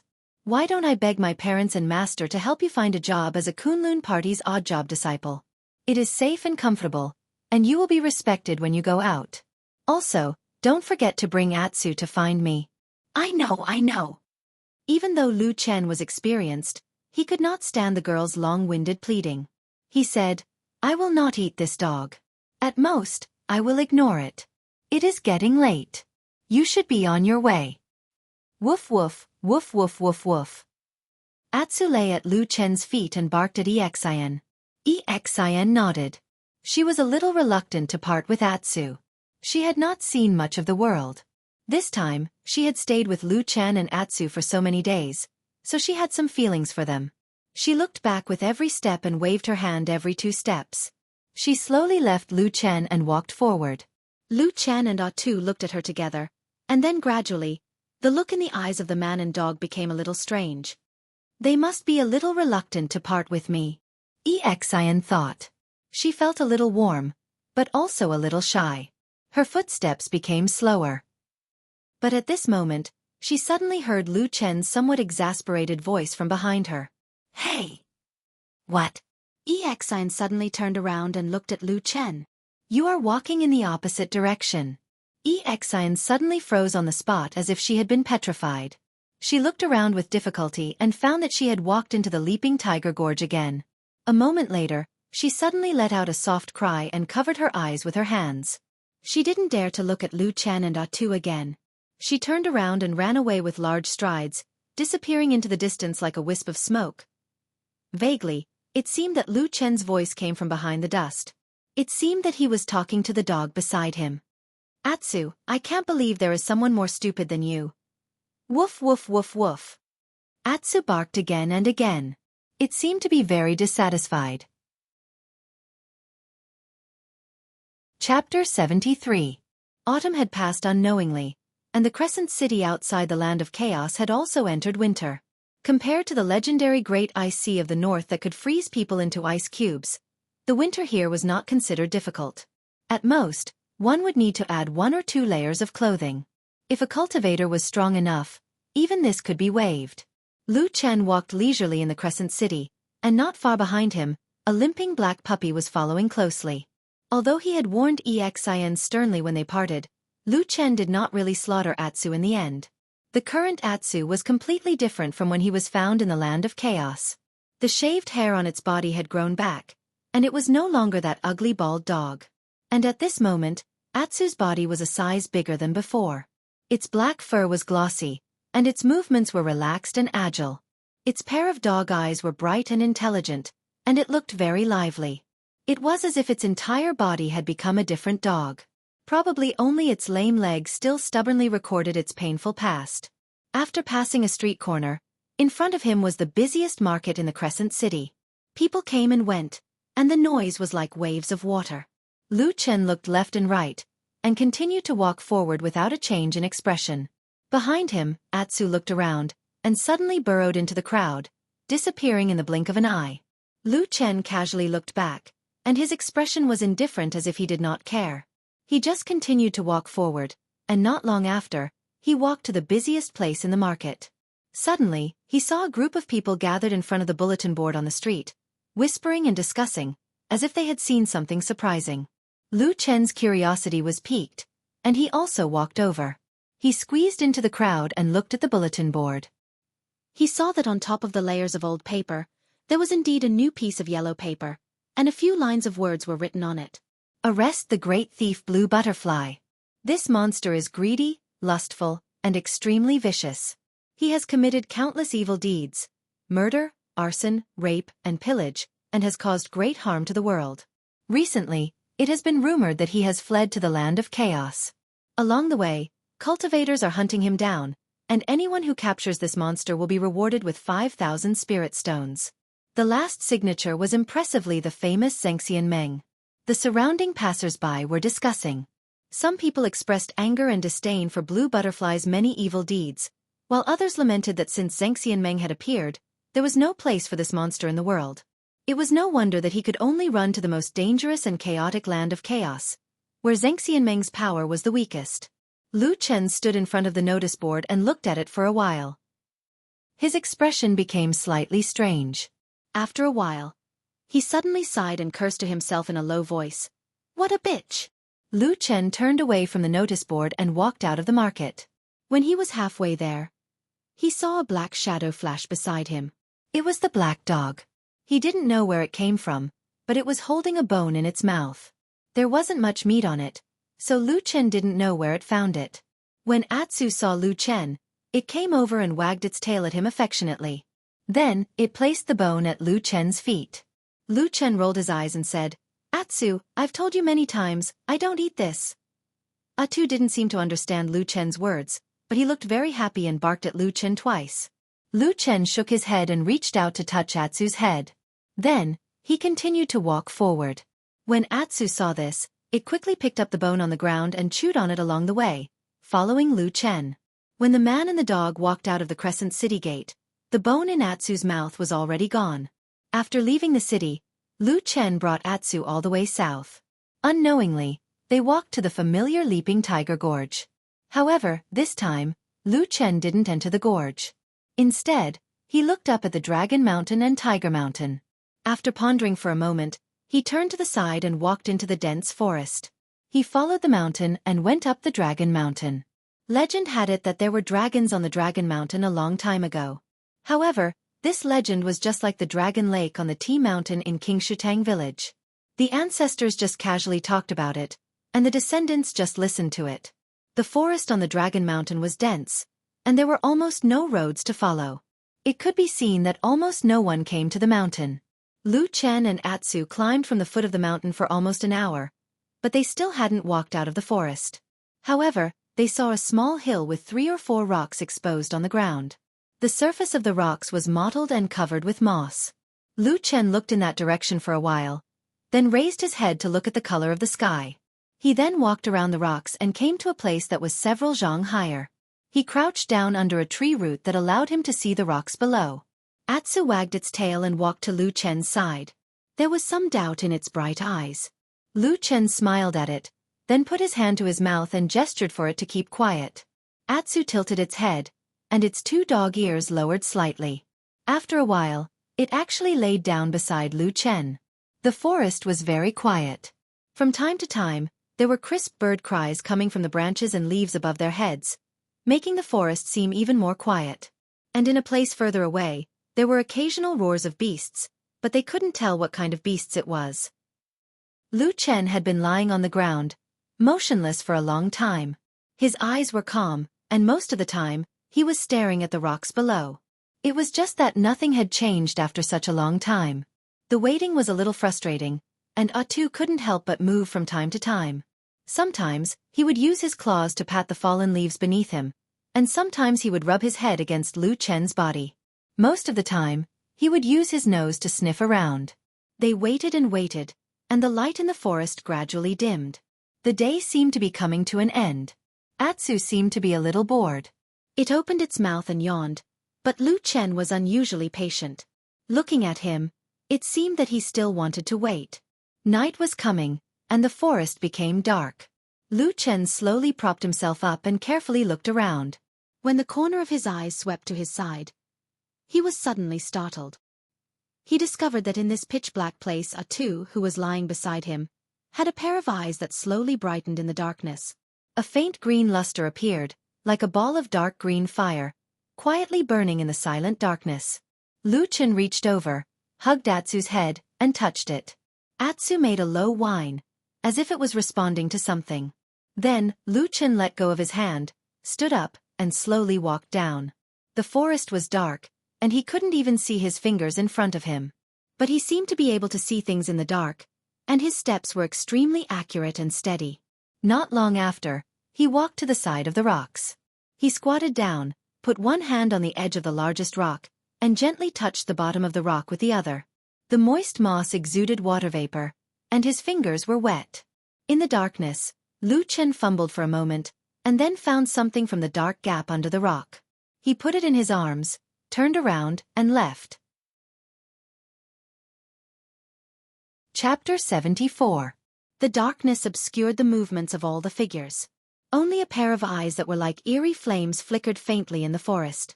It was a rather terrifying sight to behold. Especially when Lu Chen walked back, that pair of ghostly flames suddenly pounced over, causing one's heart to tremble. Lu Chen stretched out a hand to block Atu's head, which was wagging its tail in the dark. "You don't look like that usually, but you're pretty scary at night, you stupid dog." Lu Chen snorted. "Woof woof woof." Atsu barked twice in a low voice, as if it was proud of itself. It was not ashamed, but proud. Lu Chen shook his head helplessly and said, "Let's go." Under the cover of the night, the figures of a man and a dog quietly left in the darkness, like ghosts in the lonely mountains. After descending the Dragon Mountain, it was still late at night outside. Lu Chen did not immediately rush back to the Crescent City. In fact, at this time, the Crescent City had already closed its doors. If he did not have the ability to fly, even if he returned, he would not be able to enter the city. Lu Chen brought Atsu to a secluded place far away from the Dragon Mountain, and then took out something from his bosom. It was the item that he had taken out from the cracks in the rocks in the forest. At this moment, with the help of the faint starlight in the sky, he saw that it was a sealed letter. Yellow bast paper, red wax seal. Other than that, there were no marks or words on the envelope. Lu Chen silently looked at the envelope in his hand. After a moment, he expressionlessly tore open the seal, took out a piece of paper, and started reading. Of course, there were words on the letter, but there were only a few lines. Lu Chen quickly finished reading it. When he saw the last sentence of the letter, his face, which had always been calm, suddenly changed. It was a very strange change. It was not anger, nor was it joy. It was like a kind of memory. All kinds of emotions surged into his heart in an instant. They flashed across his eyes. At that moment, his expression was so complicated. But in the end, everything returned to silence. Phew! A sudden soft sound startled Atsu, who was lying next to Lu Chen. When he turned his head, he saw Lu Chen lighting up a small match in his hand. Then, he lit up the letter together with the envelope. The flames quickly swept up and engulfed the letter. The light of the fire illuminated Lu Chen's face in the darkness and was reflected in the depths of his eyes. After a while, he sighed softly and said in a low voice, "The ghost won't go away." Lu Chen woke up when the first ray of sunlight shone from the horizon. Without any hesitation, he led Atsu to the south. When the leaping tiger gorge appeared in front of him, Lu Chen did not hesitate at all. He strode forward and re-entered the land of chaos. Atsu, the black dog, did not seem to have much resistance to returning to the old place. Instead, it seemed to be very excited about this vast mountain world. It ran and jumped around in front of and behind Lu Chen.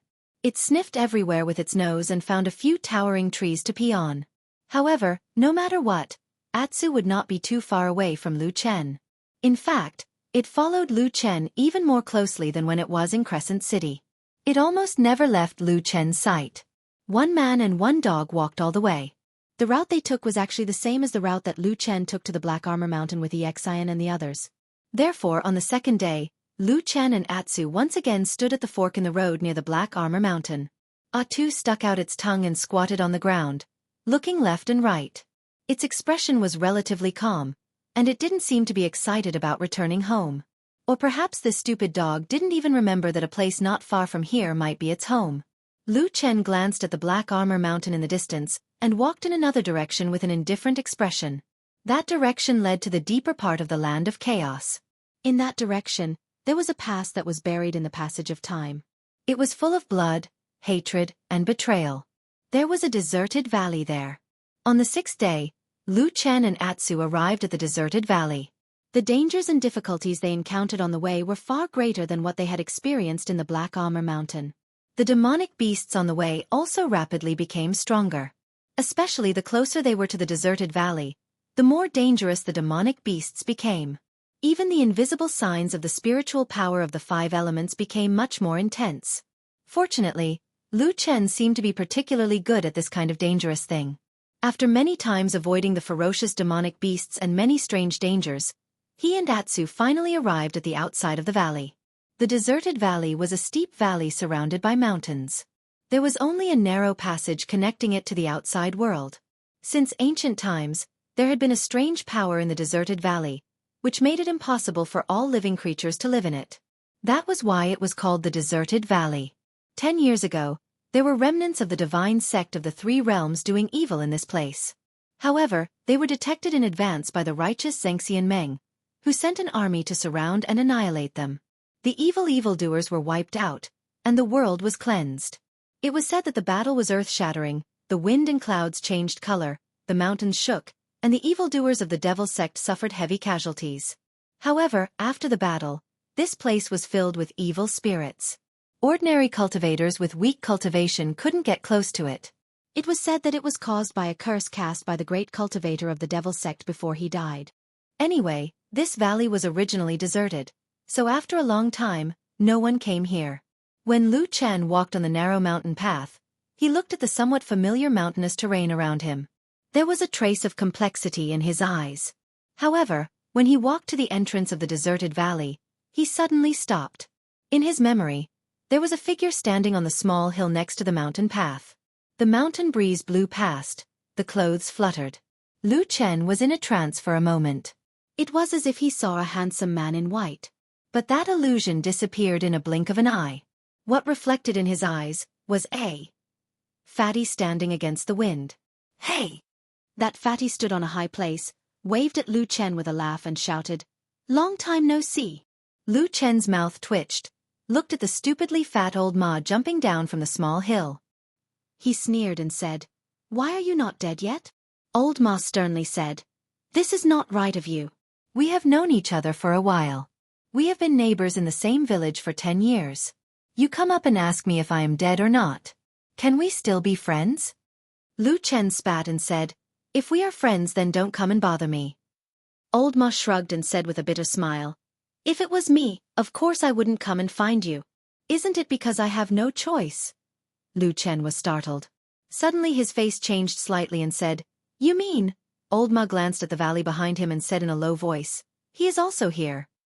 The corner of Lu Chen's eyes twitched slightly. There was a trace of complicated glimmer in the depths of his eyes. He stood there in silence. Old Ma looked at his expression. He wanted to say something but stopped. In the end, he sighed softly and patted Lu Chen's shoulder. He said, "Go in, he wants to see you." Lu Chen lowered his head slightly and didn't say another word. After a long period of silence, he finally strode forward and slowly walked into the desolate valley that had been uninhabited for a long time. The towering precipice was like a sharp sword that pierced through the sky, blocking out the sun and leaving only a shadow on the earth. Just like that, Lu Chen once again walked into the shadow without a sound, gradually disappearing. Chapter 75. It was supposed to be a sunny day, but as soon as they entered the desolate valley, they saw that the ring-shaped sky formed by the huge mountains above their heads was filled with dark clouds. The dark clouds were thick and low, causing one's heart to feel oppressed. Lu Chen's eyes swept across the gloomy and dark valley. Everywhere he looked, there was not even a blade of grass growing. It was either hard, towering cliffs or weathered, cracked earth. Gusts of cold wind blew from the depths of the valley, stirring up clouds of gray dust. Further away, because the wind blew through the cracks in the weathered rocks, there was a constant shrill howl. It sounded like the souls of the dead who died here a long time ago were still howling with resentment. The little black dog followed Lu Chen's footsteps into the desolate valley. Although as a monster, it instinctively disliked this lifeless place. Its desire to be with Lu Chen suppressed this feeling.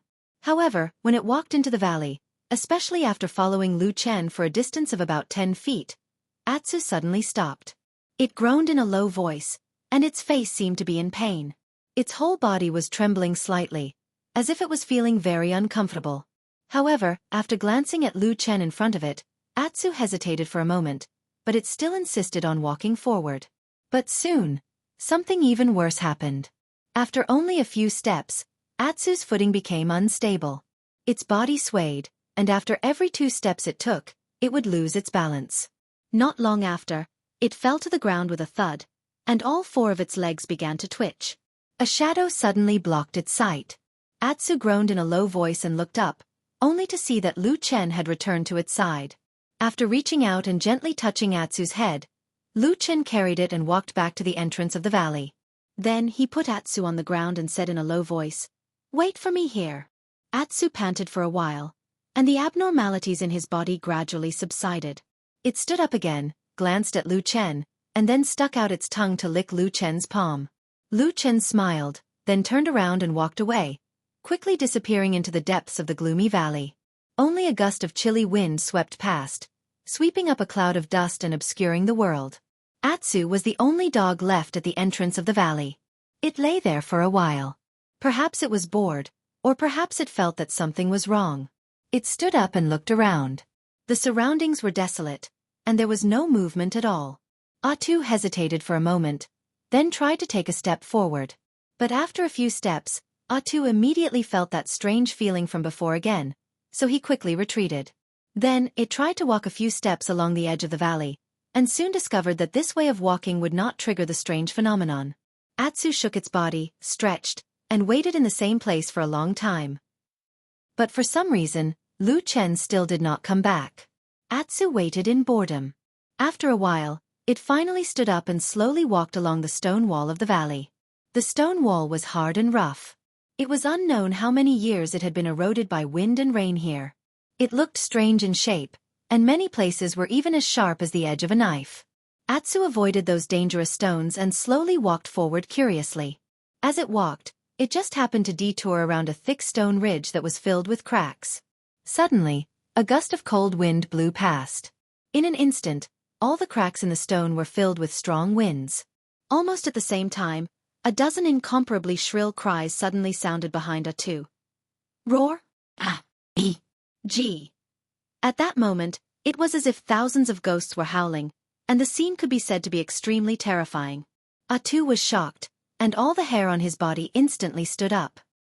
He let out a terrified howl, and almost subconsciously ran forward. This was really a desperate run. Along the stone wall of the valley, Atsu did not know how far it ran until it could not hold its breath anymore. The terrifying screams behind it could no longer be heard. Only then did it stop, panting, and looked back with a frightened look. It stood there for a moment, still panting, and looked very nervous. Its eyes kept looking in the direction of the strange screams, as if it was afraid that a terrible monster would suddenly jump out from the dark corner. At the same time, it subconsciously slowly retreated, feeling that the farther it was from that place, the better. However, as he retreated, Atsu suddenly felt his body jerk. It was as if his buttocks had bumped into an incomparably thick wall. It was startled for a moment, and turned its head to look. At the same time, a faint and gloomy wind blew over again with a sky full of dust, covering the sky and the sun. Behind the sandstorm, right in front of Atsu, a figure the size of a small mountain suddenly appeared.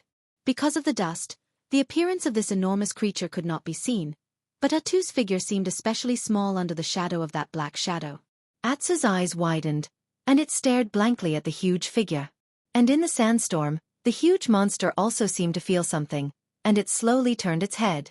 A black shadow covered the sky and covered the puppy in its shadow. A huge head descended from the sky. Before Atsu could see it clearly, he first saw a pair of eyes that were as huge as copper bells. They seemed to flicker with a terrifying light and shadow. The eyes slowly descended from the sandstorm and stared at Atsu. Atsu let out a cry, and its limbs became weak. With a plop, it directly fell to the ground. Lu Chen walked in the sandstorm, silently moving forward.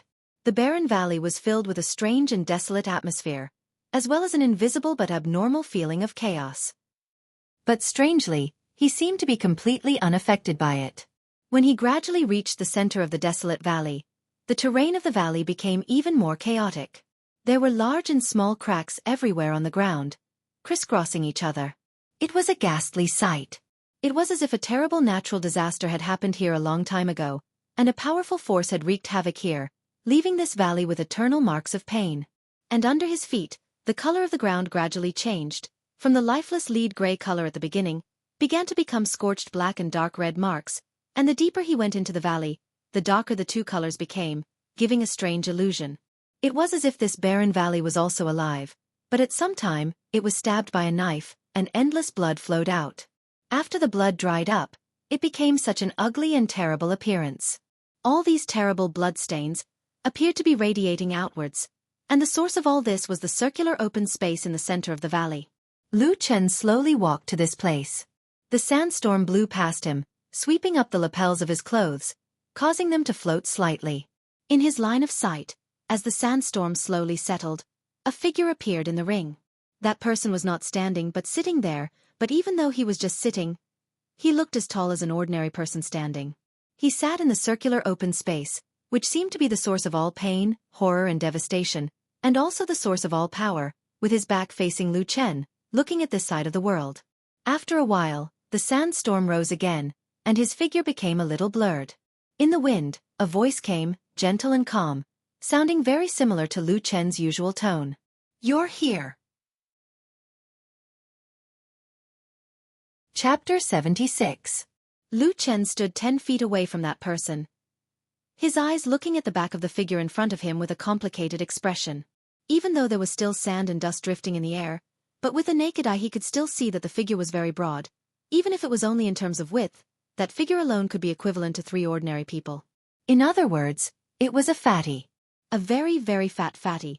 So fat that old Ma would immediately become thin in front of him, to the extent that he would become a small magician in the presence of a big magician.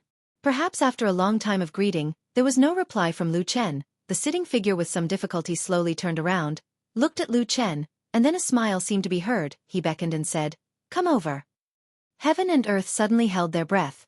The sand and wind abruptly stilled. The desolate valley was instantly silent. In that circular open space, all the wind and sand seemed to suddenly freeze. Only a white and fat palm passed through the sand and wind, gently waving. After a moment, the tiny and seemingly omnipresent grains of sand in the air, like a silent winter rain, fell down with a pitter-patter. The sand and wind that separated the two people, just like that, suddenly disappeared. Lu Chen looked up. All around him was empty, but further away, there was still sand and dust. Only in this place where they stood, it was as if a spherical pure land had been dug out from between heaven and earth. There was no wind, no sand, only the two of them. Great power could be seen in the small, going against heaven and earth to give birth to creation. That person, sitting on the ground, very, very fat, bald head and big ears, kind eyebrows, a gentle and calm smile on his face, a pair of eyes bright and clear, but also seemed to have some vicissitudes of life, as if he had seen through the world. He sat cross-legged, his hands looked a lot longer than ordinary people. His large robe covered his body, which was like a small mountain, looking like the legendary Maitreya Buddha smiling at the human world. "Sit." The man gently patted the ground in front of him, smiled and looked at Lu Chen. Lu Chen slowly walked over and stood in front of him. Even though one was standing while the other was sitting, the bald fatty's stature was not much shorter than Lu Chen's. One could imagine how tall and terrifying a giant he would be if he really stood up. Lu Chen's gaze was fixed on the bald fatty, but he had no intention of sitting down. Instead, he stood there silently. Of course, this was a little rude, but the bald fatty did not seem to mind. In fact, the gentle smile in his eyes deepened, as if he was looking at a stubborn and unruly child in his family. "I haven't seen you for 10 years.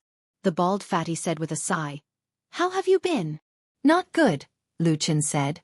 The bald fatty nodded and said, "I think so too. It's been hard on you."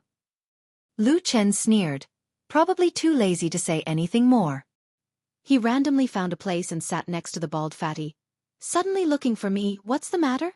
The bald fatty's eyes turned, but he did not immediately answer Lu Chen's question. Instead, he looked at the empty space and suddenly said, 10 years ago during the Battle of the Barren Valley, were those people sitting here?" "Yes." Lu Chen was silent for a moment before responding. "Tell me about it." Lu Chen suddenly raised his head and stared at the bald fatty. He said in a deep voice, What do you mean? Nothing, just curious. The bald fatty smiled and looked at Lu Chen with a gentle smile. His clear eyes seemed to be able to see into the depths of his heart. He said, "Why, can't I ask about this?" The two men looked at each other in the air for a while. After a moment, Lu Chen moved his eyes away and said lightly, "Yes. Yun Shouyang sits here." Lu Chen stood up and walked 6 feet in front of the bald fatty. He calmly pointed to the ground and said, "Fat and thin elders sit on his left and right." Then, he walked a few steps forward and came to the middle. He stamped his feet and said, "This is the eye of the god's subduing spell." "What about me? Is there anyone sitting here?" the bald fatty asked. Lu Chen glanced at him and said, "Yes, it's that barbarian shaman." The bald fatty nodded, and there was a hint of emotion in his expression. He said, "The fire shaman is one of the 7 great shamans in the ancient inheritance of the southern border barbarian tribe. He has a powerful supernatural power. If he was at his peak, even I think he would be a big problem." "You've done well." For the first time, the bald fatty stopped smiling and straightened his face. He quietly looked at Lu Chen and said, "The world is blessed, the righteous path of the divine prefecture is blessed." "Really?" Lu Chen suddenly asked. After these 3 words, suddenly no one spoke, and the surroundings suddenly became silent. The thick dark clouds above their heads slowly rolled. Suddenly, there seemed to be a faint sound of thunder coming from the depths of the clouds, and the wind and clouds rolled. And in the middle of the barren valley, the 2 people looked at each other. This time, Lu Chen looked directly into the man's eyes. It was a pair of clear and pure eyes, but as deep as the sea, they seemed to be able to envelop the world, contain all things, and reflect countless scenes. At this moment, in the depths of those eyes, there seemed to be thunder and lightning flashing above the dark clouds in the sky. "Really?" The bald fatty suddenly smiled, then looked at Lu Chen and said slowly, "Are you questioning me, disciple?" At the edge of the barren valley, Black Dog too was already scared out of its wits by the gigantic creature's side, especially when it saw the gigantic head turn around and slowly lean down. When the pair of terrifying glowing eyes came closer, Atu's entire body trembled in fear. From this enormous figure, there was an unusually powerful aura that caused Atu to feel reverence and fear from the bottom of his heart. It was even to the extent that at this moment, he was practically unable to even let out a wail, and he could only lie on the ground and shiver. The wind blew and stopped, and the dust drifted down. A huge head slowly emerged from behind the wind and stretched out in front of Atsu. Atsu felt that one of the eyes on this huge head might be bigger than its own head, so it could not even see what kind of monster it was. After the huge shadow glanced at Atu, it stared at him for a moment and then let out a low moo. It seemed to be disdainful, but it also seemed to be uninterested. Then, it lazily turned its head back. It was also at this moment that Atsu finally calmed down, and it finally saw the figure in front of it clearly. It was a huge oxen, lying on the edge of the stone wall. Its body was very large, like a small mountain. However, the strangest thing was that on the head of this oxen, there were 2 giant horns. The horns were as smooth as jade, and faintly shone with spiritual light. Chapter 77. In the center of the valley, the atmosphere was a little stiff and no one spoke for a long time. Lu Chen stood in the middle of the circle and slowly turned around to look at his surroundings. All he could see was a desolate scene. However, in his eyes, there seemed to be another scene that was so hot that it was suffocating.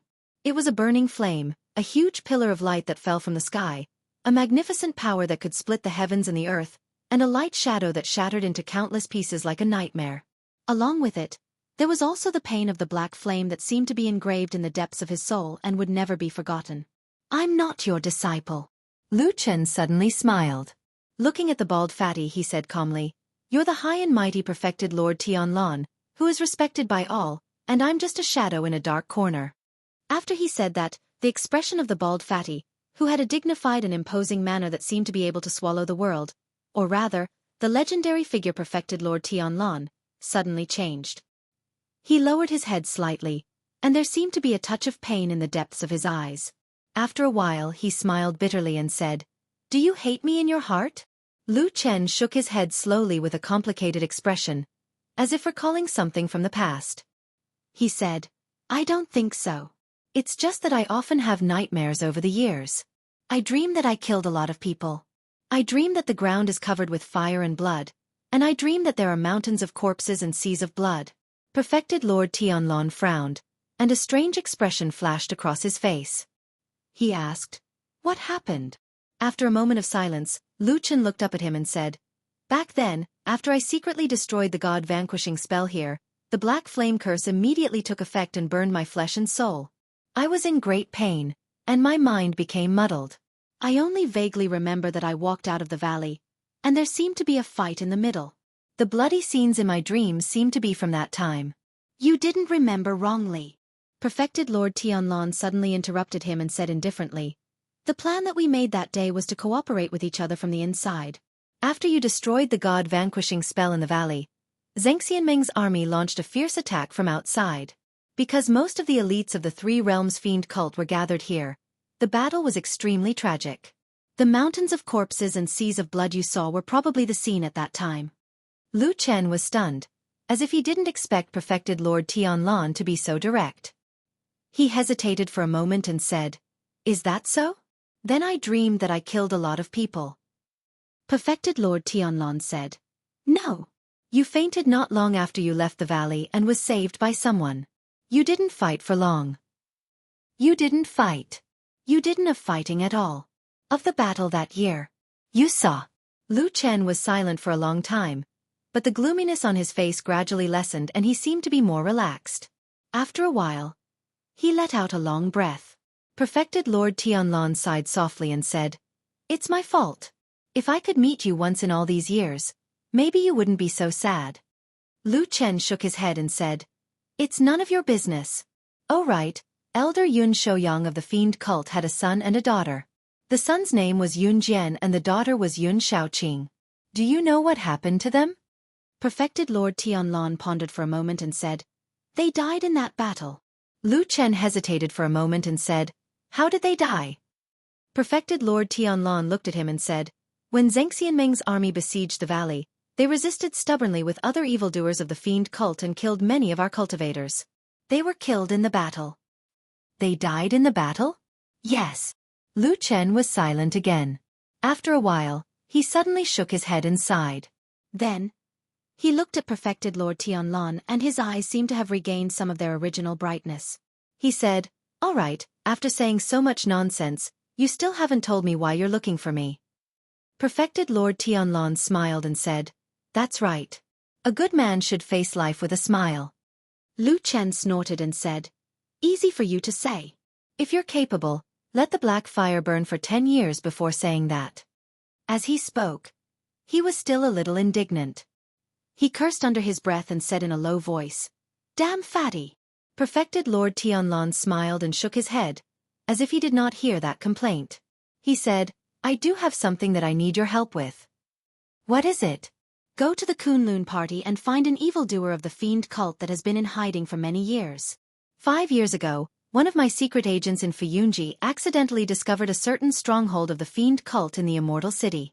Then, under Shui Ying's leadership, Fuyunji put in a lot of effort and finally sent people to infiltrate it. However, after the battle in the valley, the Fiend cult that was greatly weakened became more cautious and the infiltrators could not get close to the core. Until a month ago, we suddenly received a secret letter from him, saying that he had already found out that the Fiend cult was secretly setting up a great conspiracy and the person in charge was a Fiend cult elder." When Lu Chen heard this, his pupils suddenly constricted. Perfected Lord Tianlong glanced at him indifferently and continued, "However, things suddenly changed at this point. The people of the devil cult suddenly noticed this and immediately counterattacked. We also tried our best to help but we were still a step too late. That person is dead. Before he died, he only said 2 things to me. 1. There is a spy of the Fiend cult in the Immortal Alliance and his position is extremely high. 2. The Fiend cult has a great plan but there is a key person in their plan who is still hiding in the Kunlun party. We don't know his intentions but once that person completes the mission, the Fiend cult will definitely succeed. The severity of the disaster is even greater than the disaster of the god-subduing curse in the valley." The valley became quiet again. For a long time the two of them did not speak. After a while Lu Chen said softly, "Why me? It's not like you don't know that the black flame curse has almost destroyed my cultivation. Now I am not much different from a mortal." Perfected Lord Tianlan shook his head and said, "In this kind of matter, cultivation is not the most important. Even 10 or 100 Jin Dan Friar may not be able to compare to you." Lu Chen smiled bitterly. Perfected Lord Tianlan said, "Actually, I don't need to say something and you will also understand. Xianxia Meng is now too powerful, bloated and incompetent.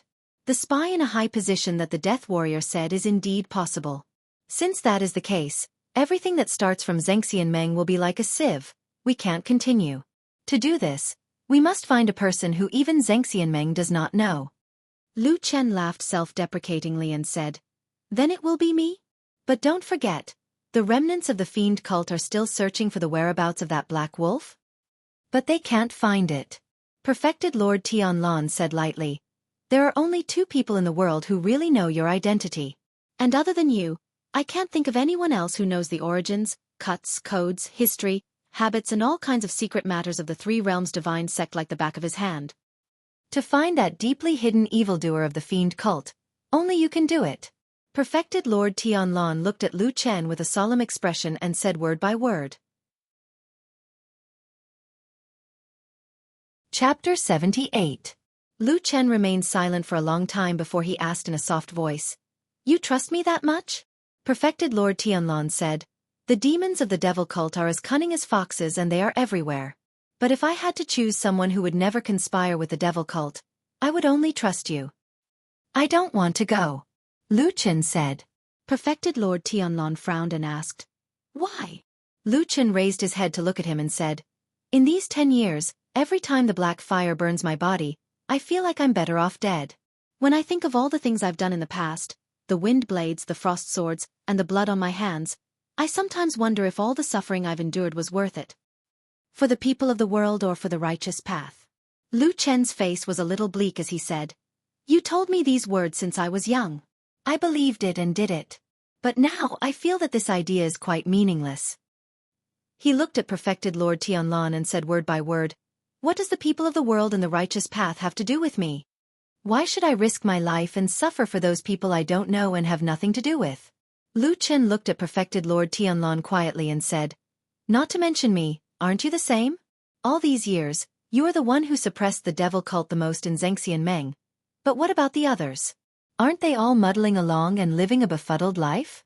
How many people laugh at you behind your back for giving up your leisurely celestial life and insist on tormenting others? Not only that, there are probably countless people who hate and blame you just because you refuse to give in and block their path to wealth. Among them, there are even a few perfected lords with the same status as you." Perfected Lord Tianlan sighed and said, "Are you saying that it's a thankless task for me?" "Yes," Lu Chen said. "Why do you ask for trouble? With your current status in cultivation realm, no matter how arrogant the people of the devil cult are, as long as you don't go against them, they won't dare to provoke you easily. Even if they harm the world, they won't implicate you. Isn't that right?" Perfected Lord Tianlan fell silent. After a while, he suddenly laughed and said, "What you said seems to make sense." Lu Chen said, "Of course." Perfected Lord Tianlan said, "Are you done?" "I'm done." Perfected Lord Tianlan thought for a moment and said, "Little Lu, listen to me. A real man is born between heaven and earth. Don't always be calculative. You have to broaden your horizons. As the saying goes, set your heart for heaven and earth, set your life for the people, continue learning for the saints, and establish peace for all ages." "Open your head," Lu Chen scolded. "Damn Baldy, what are you pretending for? You were originally a good fatty, but after saying that, you immediately became as stupid as a pig. Do you understand the meaning of these words? It's probably that when you read between the lines, you feel especially impressive. When you say it, you feel as if you're floating in the air, thinking that you're a cut above others, right? Let me tell you, stop putting on an act in front of me. You only know how to deceive people who don't read much." Perfected Lord Tianlan was not angry. Instead, he smiled. "You've been in a bad temper recently. I've already told you those grand principles 10 years ago. Do you mean that you don't want to listen anymore?" Lu Chen said, "I don't want to listen anymore, it's annoying." Let's put it another way. Look at how long the world is. You and I are born in this world and there are always some things that have to be done. Even if there are millions of people, I'll still go forward. A real man is hot-blooded for the people of the world. Hey, what do you mean by waving that finger at me? Lu Chen scoffed coldly and retracted his middle finger. Damn Baldy, if you say such nonsense again, I'll spit on you. Perfected Lord Tianlan rubbed his shiny bald head, looking a little awkward. Then he smiled. I'm used to it. You know, back in Xianxia Meng, I had to coax those simple-minded young people to work for the righteous path of the world. I had to say that. Scram. Lu Chen interrupted him rudely. Is there a single word of truth? I'll let it slide if you lie to me to work for you for 10 years. If you don't say it now, I'm leaving. Say what? Speak human language. Give me a reason. Why do the two of us not want to live a comfortable life, and must fight to the death against the evil cult, this kind of vicious and evil people? Can I not say it? No. Boom. Suddenly, there was a loud sound. It was Perfected Lord Tianlan who slapped the ground beside him. Instantly, a dragon roar and tiger roar could be heard from deep underground. The ground trembled and a few foot-wide cracks appeared. Cracking sounds spread in all directions as countless gravel flew into the air. All right, I'll say it. Perfected Lord Tianlan's smile disappeared and his robes fluttered without any wind. Suddenly, his aura skyrocketed like a god or a demon. Looking at him, there was an illusion that he was indomitable. He shouted loudly, I've King hated those idiots from the three realms for a long time. His shout was like thunder exploding in the sky. Immediately, dark clouds rolled in the horizon and the sky changed color. Thunder rumbled from afar and the wind and clouds surged in the vast valley. The sound echoed from the surrounding cliffs as if the entire world was echoing that sentence. Lu Chen frowned and shook his head. His ears were still ringing non-stop, and even his head was faintly aching. It could be seen that the power of that soul formation true monarch's angry shout just now was truly terrifying.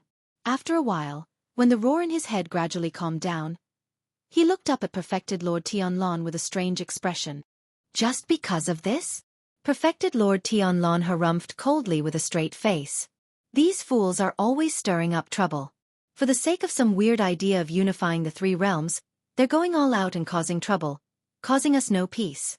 I've always liked the world to be peaceful since I was born. I like the skies to be clear and the people to live in peace. I'll look down on the common people to prove the great Tao of immortality. In the end, I was almost annoyed to death by them. Since they're making me unhappy, shouldn't I kill them?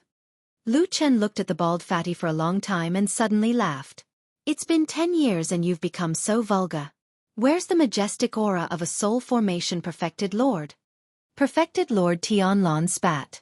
It's all because I was angered by you, my traitorous disciple. Lu Chen waved it off. Don't say that. Back then, you told me clearly that you didn't acknowledge me as your disciple after I joined the fiend cult. Even if I die in front of you, I'll just die on my own. Perfected Lord Tianlan froze for a moment and suddenly fell silent. After a while he sighed and said in a low voice, You still remember it so clearly. Lu Chen did not reply and merely said, Cut the crap. What do I get out of working for you this time round? Perfected Lord Tianlan smiled. Although I don't like fiend cults, eradicating them is for the sake of all living beings in the world. Isn't it a little inappropriate for you to ask for benefits out of the blue? Lu Chen snorted disdainfully and said, Is there? Yes. Perfected Lord Tianlan straightened his body and expression. After pondering for a moment, he looked at Lu Chen and said in a deep voice, Apart from you, I have no other successor in my life. Now that this is over, I'll let you acknowledge your ancestors and join my Kunlun sect. Lu Chen harumphed and did not say anything. I'll impart everything I've learned to you. Everything I have will belong to you. I truly feel guilty for the sufferings you've suffered in the past. Once this is over, I'll allow you to walk out of the shadows and stand in the light of the world. From then on, you'll be able to hold your head high and become a righteous disciple of a famous sect. Even if it's that 5,000-year-old Kunlun sect, as long as you have the opportunity, luck, and strength in the future, this old man will do his best to help you rise to the top. Why can't I hand over this famous sect to you? At this point, Perfected Lord Tianlan suddenly stood up. He was actually a shoulder taller than an ordinary person, and his figure was strangely majestic. He looked like a mountain as he said word by word, How about this? Lu Chen frowned but still did not say anything. Chapter 79. After a long silence in the valley, Lu Chen sighed and said, "I'll agree to it." Perfected Lord Tianlong raised his brows and revealed a gratified smile. "Really? That's great. But I thought you wouldn't agree so easily." Lu Chen said indifferently, "The world is full of hardships and unfairness.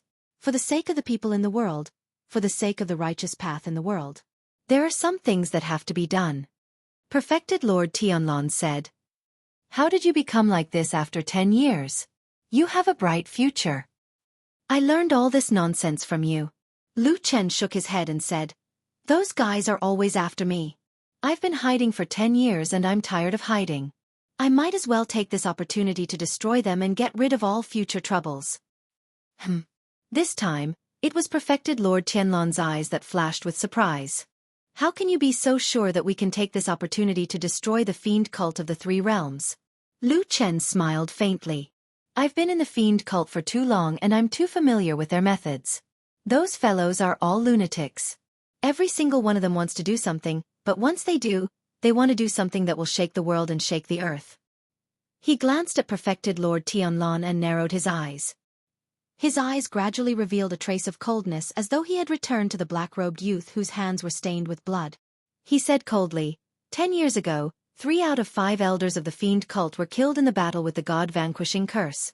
Now, they're plotting something big again. According to what you said, the consequences are even worse than the god-vanquishing curse. As such, we have to gather the strength of the entire fiend cult for us to have any hope. Since that's the case, isn't this our chance?" Perfected Lord Tianlong took a deep look at Lu Chen. His eyes were as bright as a blade. He paced back and forth and nodded. "Makes sense." He then smiled. "Indeed, you're the only one who can deal with the fiend cult of the Three Realms." Lu Chen snorted coldly and did not reply.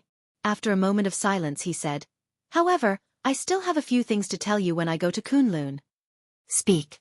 Lu Chen said, "How do I join the Kunlun party?" Perfected Lord Tianlong said, "I am a perfected lord from the Kunlun party. It's too easy for me to arrange for a nobody like you to enter the sect. Naturally, it'll be done without anyone knowing. Don't worry." Lu Chen nodded and said, "That's good. However, the Kunlun party has a disciple in the Qi refining state, Hong Chuan. He came to Qingshutang village where I live in seclusion and met me before. We even have some contacts. Maybe there are some hidden dangers?" Perfected Lord Tianlong said indifferently, "I'll get someone to send him out to work first. He'll come back after a year or so." "Yes." Lu Chen continued, "Do you have any idea what the devil cult demons lurking in the Kunlun party are planning?" This time, Perfected Lord Tianlong pondered for a while, then shook his head and said, "The Kunlun party is a famous sect with 5,000 years of history. Although I'm a perfected lord, I can't completely grasp the sect's secrets. Currently, I know nothing about that person, so I can't tell you anything." "All right," Lu Chen smiled in a self-deprecating manner and said, "Anyway, it's not the first time," Perfected Lord Tianlong said. "If there's nothing else, go find Xiao Ma and let him take you to Kunwu City first. I'll make arrangements later." Lu Chen nodded and turned to leave. However, after walking for about 10 feet, he suddenly heard Perfected Lord Tianlong's voice coming from behind. "Oh yes, there's something I've wanted to ask you for a long time." Lu Chen turned to look at the unusually tall bald fatty and said, "What is it?" Perfected Lord Tianlong stared at him and said slowly, "You joined the devil cult when you were young and hid for many years. During this period, you lived with the devil cult demons day and night. Do you know any close friends?" Lu Chen was silent for a while, as if he was recalling the past. Then, he looked at Perfected Lord Tianlong's calm but unfathomable eyes. His expression did not change and he said calmly, "No." On the other side of the valley, at the edge of the stone wall, a huge jade-horned green bull was lazily kneeling on the ground, and beside it, the pitifully small black dog Atsu was cowering and hiding at the side. Seeing that Oxen had been lazy since the beginning and didn't seem to want to pay attention to it, Atsu finally calmed down a little after its initial panic. When Oxen turned its head back and seemed to be dozing off again, Atsu shrunk its body and slowly moved backward bit by bit. Its movements were particularly cautious, as if it was afraid of making the slightest sound and startling this huge monster. However, it was somewhat unfortunate that although Atsu retreated quietly, at this moment, A thunderous roar suddenly came from the center of the vast valley. I have long disliked you. For a long time. The roaring sound wave seemed to have substance, instantly sweeping up millions of dust and sand. Like a storm, it swept over and heavily smashed against the hard stone wall. Atu was actually shocked, and immediately after, he suddenly cried out in fear. It was because his body was blown by a gust of wind that came out of nowhere, and the force actually swept his entire body into the air, and then he was about to smash into the stone. At this critical moment, a huge shadow suddenly approached from the storm of dust and sand. Then, a thick rope-like object flew over and directly wrapped around Atsu in mid-air. Just as this little black dog was about to hit the hard stone wall and break its head and bleed, it was forcibly pulled back. Atsu barked wildly. Its 4 legs struggled desperately, but at this moment, it could not control itself. It was directly pulled to the other side of the sandstorm, and a moment later, it fell heavily to the ground. After a while, the sudden roar disappeared, and the inexplicable strange wind also disappeared. Only then did Atsu realize that it had fallen back to the side of the huge oxen, and the thing that had just saved it seemed to be this oxen's tail. Oxen's thick and long tail swung behind it and retracted. Then, its huge head turned to look at this little dog, and then it turned back expressionlessly. It seemed that the action just now for this rare oxen was just a small effort that it did when it was in a good mood. It was not worth mentioning at all. Atsu lay on the ground in a daze for a while. Suddenly, it barked, jumped up, and ran away. Oxen seemed to be a little surprised. It looked back and saw that the dog was running away in a panic. After watching for a while, it swung its tail again and let out a low moo. Atsu ran all the way, and it didn't take long to run back to the entrance of the valley. Only then did it stop to catch its breath. After a while, Lu Chen also came out. Atsu quickly leaned over and used its head to rub against Lu Chen's leg. Lu Chen seemed to have something on his mind. He did not notice anything wrong with Atsu. He just gently touched its head with his hand and continued to walk out. Atsu looked back in that direction, barked twice, shook its head, and ran away with Lu Chen. Chapter 80. Do you know, sometimes I'm very suspicious of your identity and background? On the hillside outside the valley, 2 people and a dog sat together. Lu Chen grabbed a drumstick that Old Ma handed to him and ate it. At the same time, he mumbled something. Somehow, Old Horse had brought a lot of food with him. At this time, he took them all out and even grabbed a meat bone and threw it to Atu.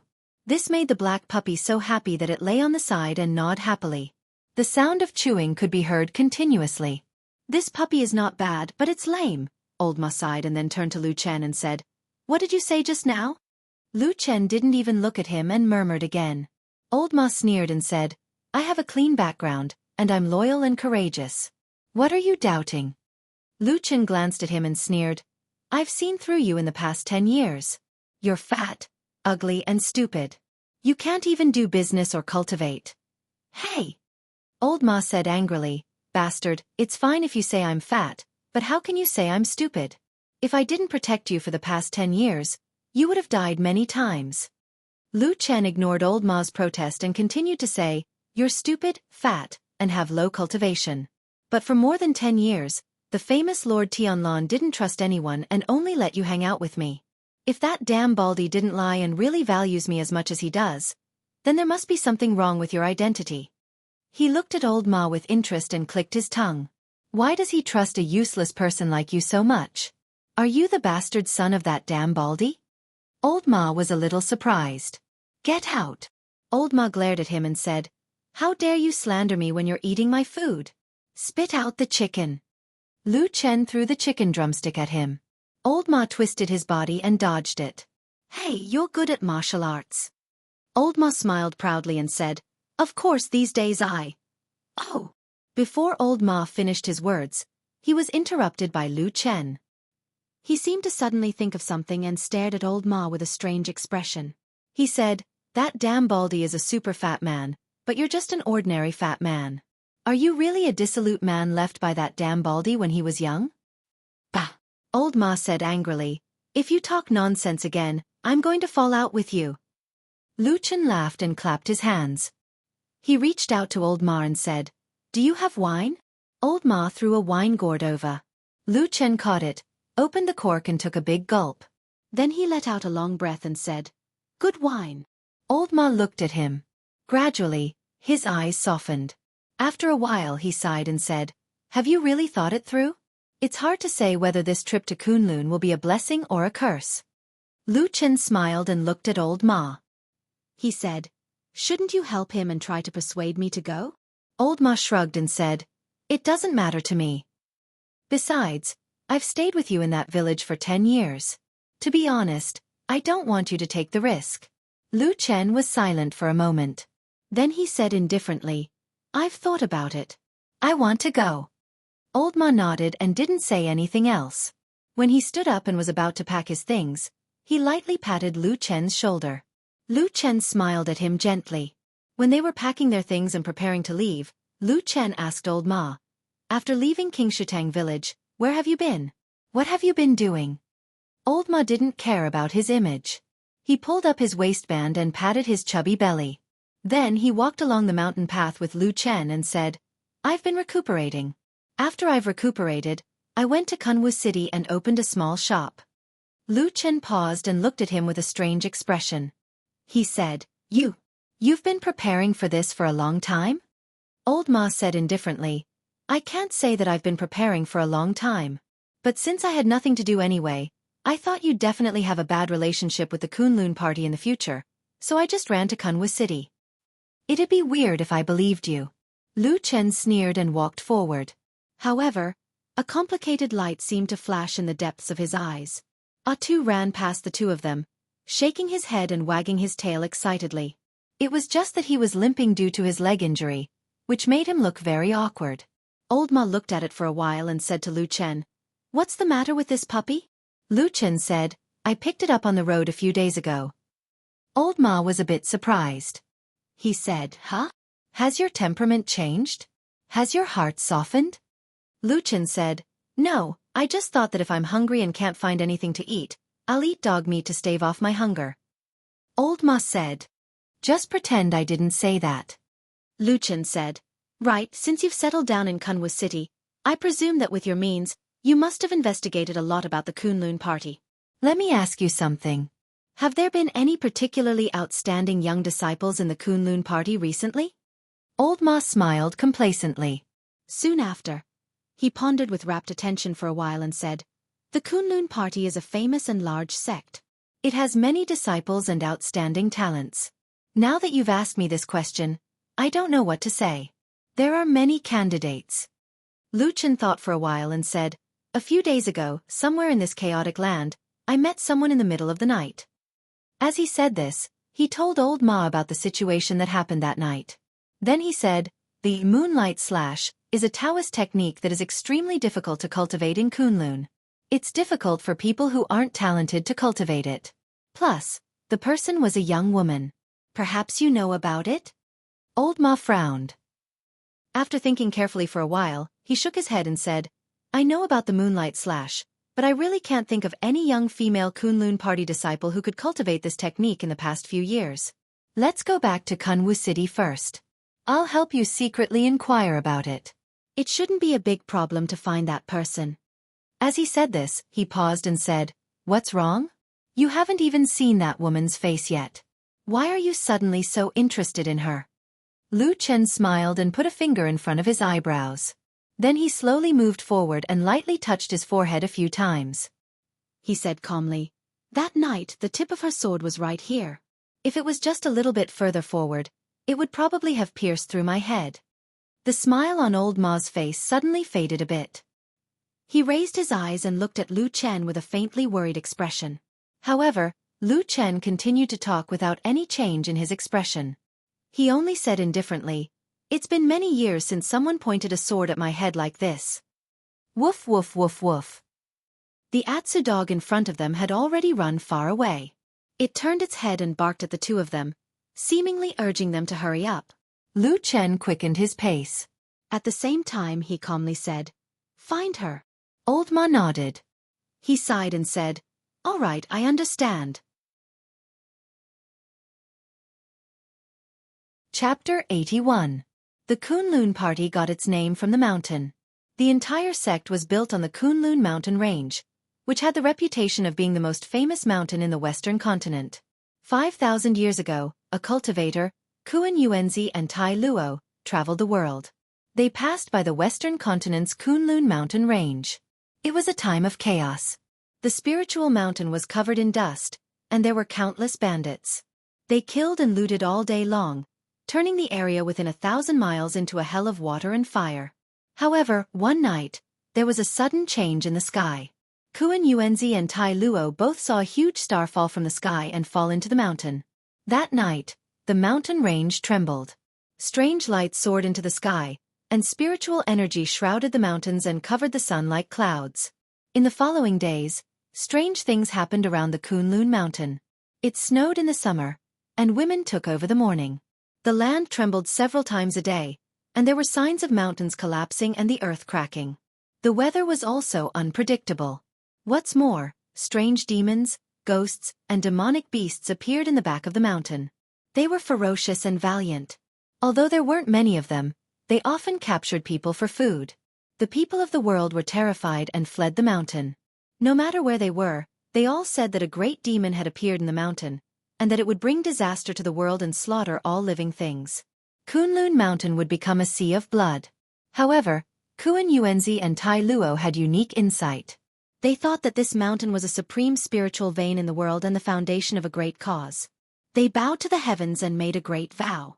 They were willing to become the master of the spiritual mountain. After that, the two of them used their great divine abilities to stabilize the world, slay demons, expel bandits, and appease the common people. During this period, their sincerity moved the heavens, and they obtained a great fortune in the depths of the spiritual mountain. They saw the immemorial immortal mansion. They obtained an ancient immortal jade book that passed down a peerless immortal technique. It was also said that there was a resplendent treasure light and a supreme immortal weapon. Since the fortune had arrived, there was nothing more to say. The two ancestors established a sect on this Kunlun mountain, accepted disciples, and established a great cause that would not last for 10,000 generations. This was the Kunlun party of today. The Kunlun party had been passed down for 5,000 years. Outstanding people had emerged in large numbers. The Kunlun party had always flourished in the world of human cultivators, which was truly an anomaly. The Kunlun party was founded 2,000 years earlier than Xianxia. It could be said to be the well-deserved #1 sect in the cultivation world today. However, talented people emerged in every generation, and the new generation surpassed the old. In today's incomparably prosperous cultivation age, the human cultivation world was thriving. Countless geniuses and outstanding talents emerged one after another, and cultivation sects, large and small, were springing up like bamboo shoots after a rain. In terms of strength and prestige alone, the cultivation world of the divine central continent was already filled with heroes, and there was no longer a situation where one sect dominated. Today's Kunlun party had gone through 5,000 years of trials and hardships. It had already taken over the vast Kunlun mountain range as its private property.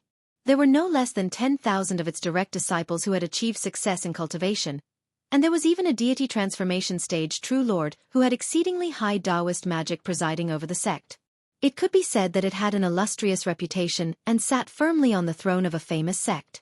In addition, the Kunlun party also had disciples in the Qi refining realm who had just caught a glimpse of the door, as well as many miscellaneous disciples. There were even more people in this area, more than 100,000 in total. Such a large sect was also a behemoth in the vast western continent. Corresponding to it was Kunwu City at the foot of Kunlun Mountain SX.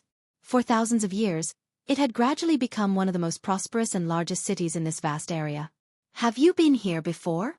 When Old Ma and Lu Chen walked into this big city and walked in the bustling Kunwu City with tall buildings, Old Ma asked Lu Chen. Lu Chen nodded and said, "I've been here before." Ha! Old Ma was a bit surprised and said, "When?" "You've been with me for the past 10 years, and before that, you were working. When did you get here?" Lu Chen's gaze swept over the spacious and flat streets of Kunwu City and said, "I was probably 5 or 6 years old. I don't remember too clearly." Old Ma was startled and asked, "What happened?" Lu Chen said, "I came to look for food. There are many people here, so I can find a lot of food in the garbage." Old Ma was silent. After a long time he said, "What happened next?" Lu Chen smiled and said, "I don't know how much time has passed, but that damn Baldy suddenly appeared in front of me. He said he would let me eat my fill and wear my clothes. He told me to go with him, so I went with him. Old Ma sighed and seemed to want to say something, but Lu Chen suddenly turned around and waved his hand. He shouted with a smile. Atsu, keep up. There are so many people here. If you get lost, you won't be able to find us. Woof, woof, woof. After a few barks, the lame black dog quickly ran over from the crowd behind them and affectionately rubbed against Lu Chen's feet. On the way from the land of chaos to Kunwu City, Atsu seemed to have grown a bit. It was unknown whether it was because old Ma brought a lot of food, so this gluttonous dog ate as much as it could every day. Where's your shop? Lu Chen patted Atsu's head and turned to ask old Ma. Is it on this street? Old Ma glanced at the bustling street filled with shops and said without changing his expression, It's tasteless to open a shop in such a vulgar and noisy place. Come with me. Lu Chen immediately had a whole new level of respect for old Ma. I haven't seen you for a while, but you've actually developed taste. TSK. Old Ma snorted disdainfully. He put his chubby hands behind his back and walked forward like a rich man. Lu Chen and Atsu followed behind him and walked down the street.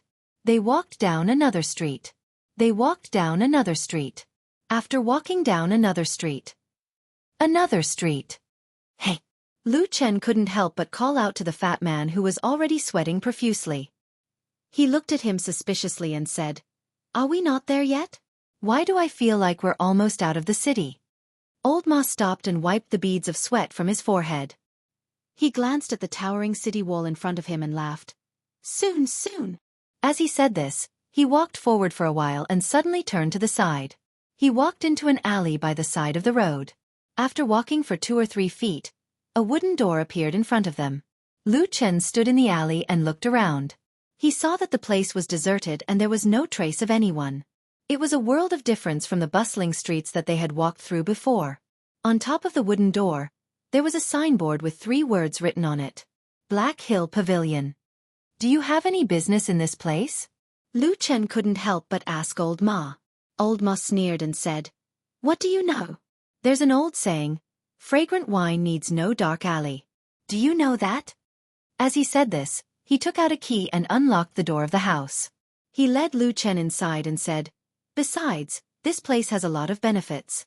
In this noisy city, it's the best place to find peace and quiet. Walk 2 streets north and you'll reach the exit of the city gate.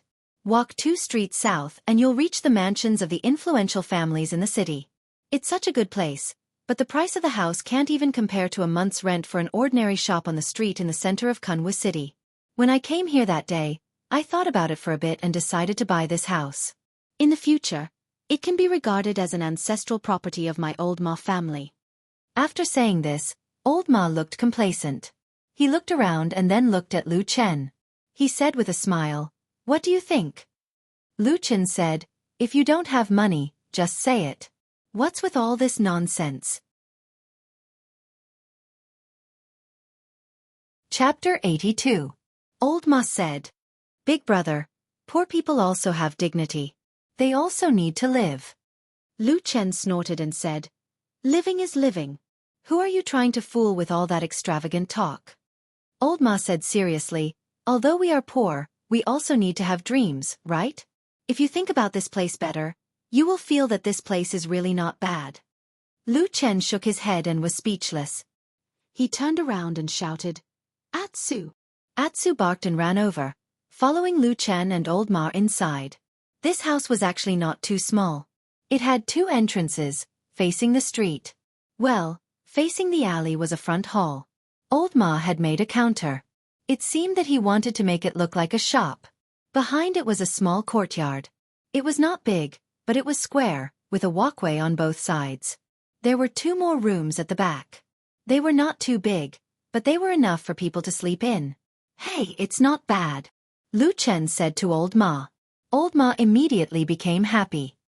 He laughed and said, I'm not wrong, am I? It's barely okay to live here, but forget about doing business.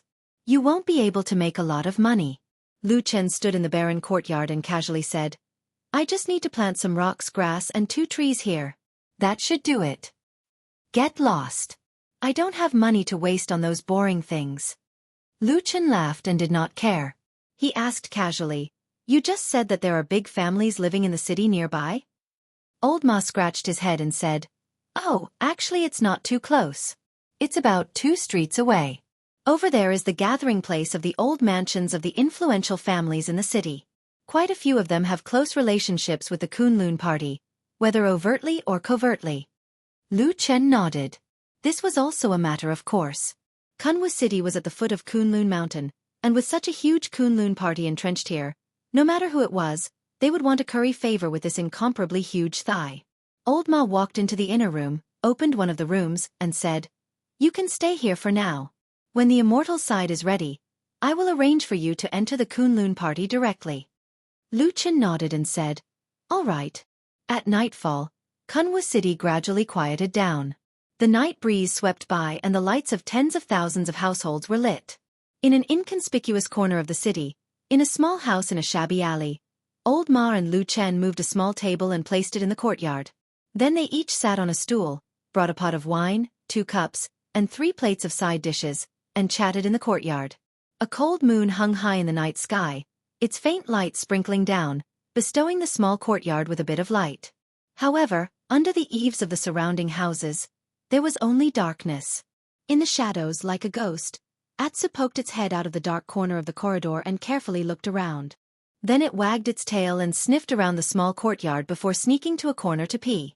Only then did it run back to Lu Chen's side, stretched its body, and lay down at Lu Chen's feet.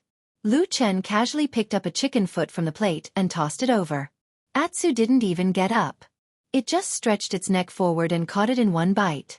Then it leaned against Lu Chen's feet and began to happily chew on it.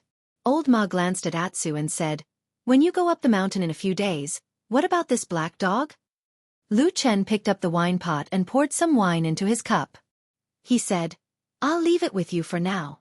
Once I settle down at the Kunlun party, I'll see if I can bring it up the mountain." Old Ma rolled his eyes and said, "The spirited mountain of Kunlun is the world's #1 paradise. There are all kinds of celestial and auspicious beasts on the mountain. How can you bring a lame dog up there?"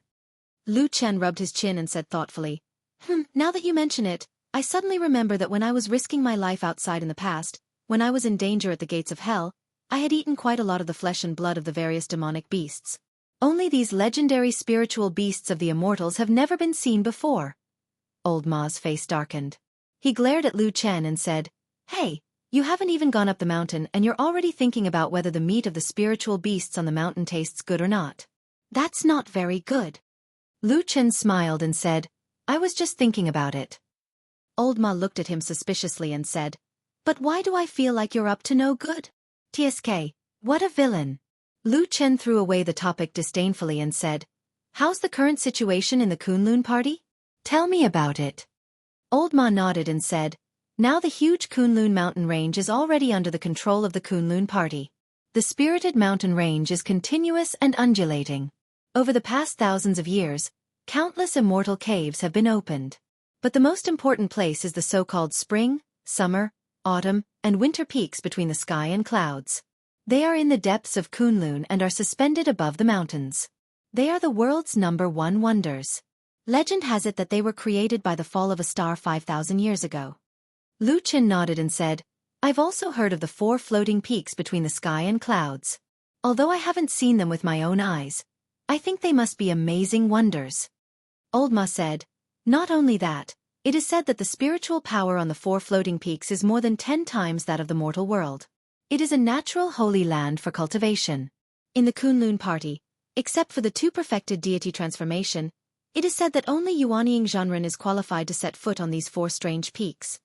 Lu Chen raised his glass and clinked it with Old Ma's. He said with a smile, "I wonder if we will have the chance to go up and see in the future?"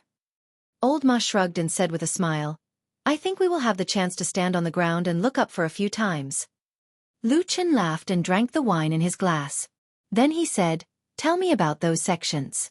Old Ma pondered for a moment and said, "Nowadays, there are many heroes in the cultivation world. Although the Kunlun party can't be said to be second to none, it is still one of the top 5 sections. There are indeed many heroes in the sect. However, after you enter the sect in the future, you still have to pay attention to one thing." At this point, his voice slightly lowered. He said, "The Kunlun party has been passed down to this day, and its orthodoxy has never been broken. However, there were two founders in the past, Kuan Yuanzi and Tai Luo. Therefore, the orthodoxy that has been passed down over the years is actually divided into two factions. One is called Kuanji, and the other is called Tieji." Lu Chen frowned and said, "Why, these two factions don't get along?" Old Ma said, "They are harmonious on the surface, but not on the inside." Lu Chen nodded and said, "Could it be that they are secretly scheming against each other?" "Not at all." Old Ma smiled and said lightly. Lu Chen was startled for a moment, then he said with a smile, "Oh, this is strange." Old Ma said, "There is nothing strange about it, because the Tieji branch of the Kunlun party has been on the decline for many years. On the contrary, the Kuanji branch is growing stronger day by day. The two great perfected gods of the current Kunlun party, Tianlan and Bai Chen, are both from the Kuanji branch. Among the 19 Yuanying perfected ones, 15 are from the Kuanji branch. What do you think?" Lu Chen said, "Oh, I see. No wonder the Tieji branch wants to tuck their tails between their legs." Old Ma laughed and said, "Who says it isn't? Originally, the Kuanji and Tieji legacies were divided equally among the spirited mountain of Kunlun. Not to mention other things, just the 4 strange peaks in the sky and clouds were 2 on each side. But now perfected Lord Tianlan has 1, Hakushin Jinkuan has 1, and the remaining 2 have been occupied by the 15 Yuanying perfected ones. If you were a disciple of the Tieji branch, what would you do?"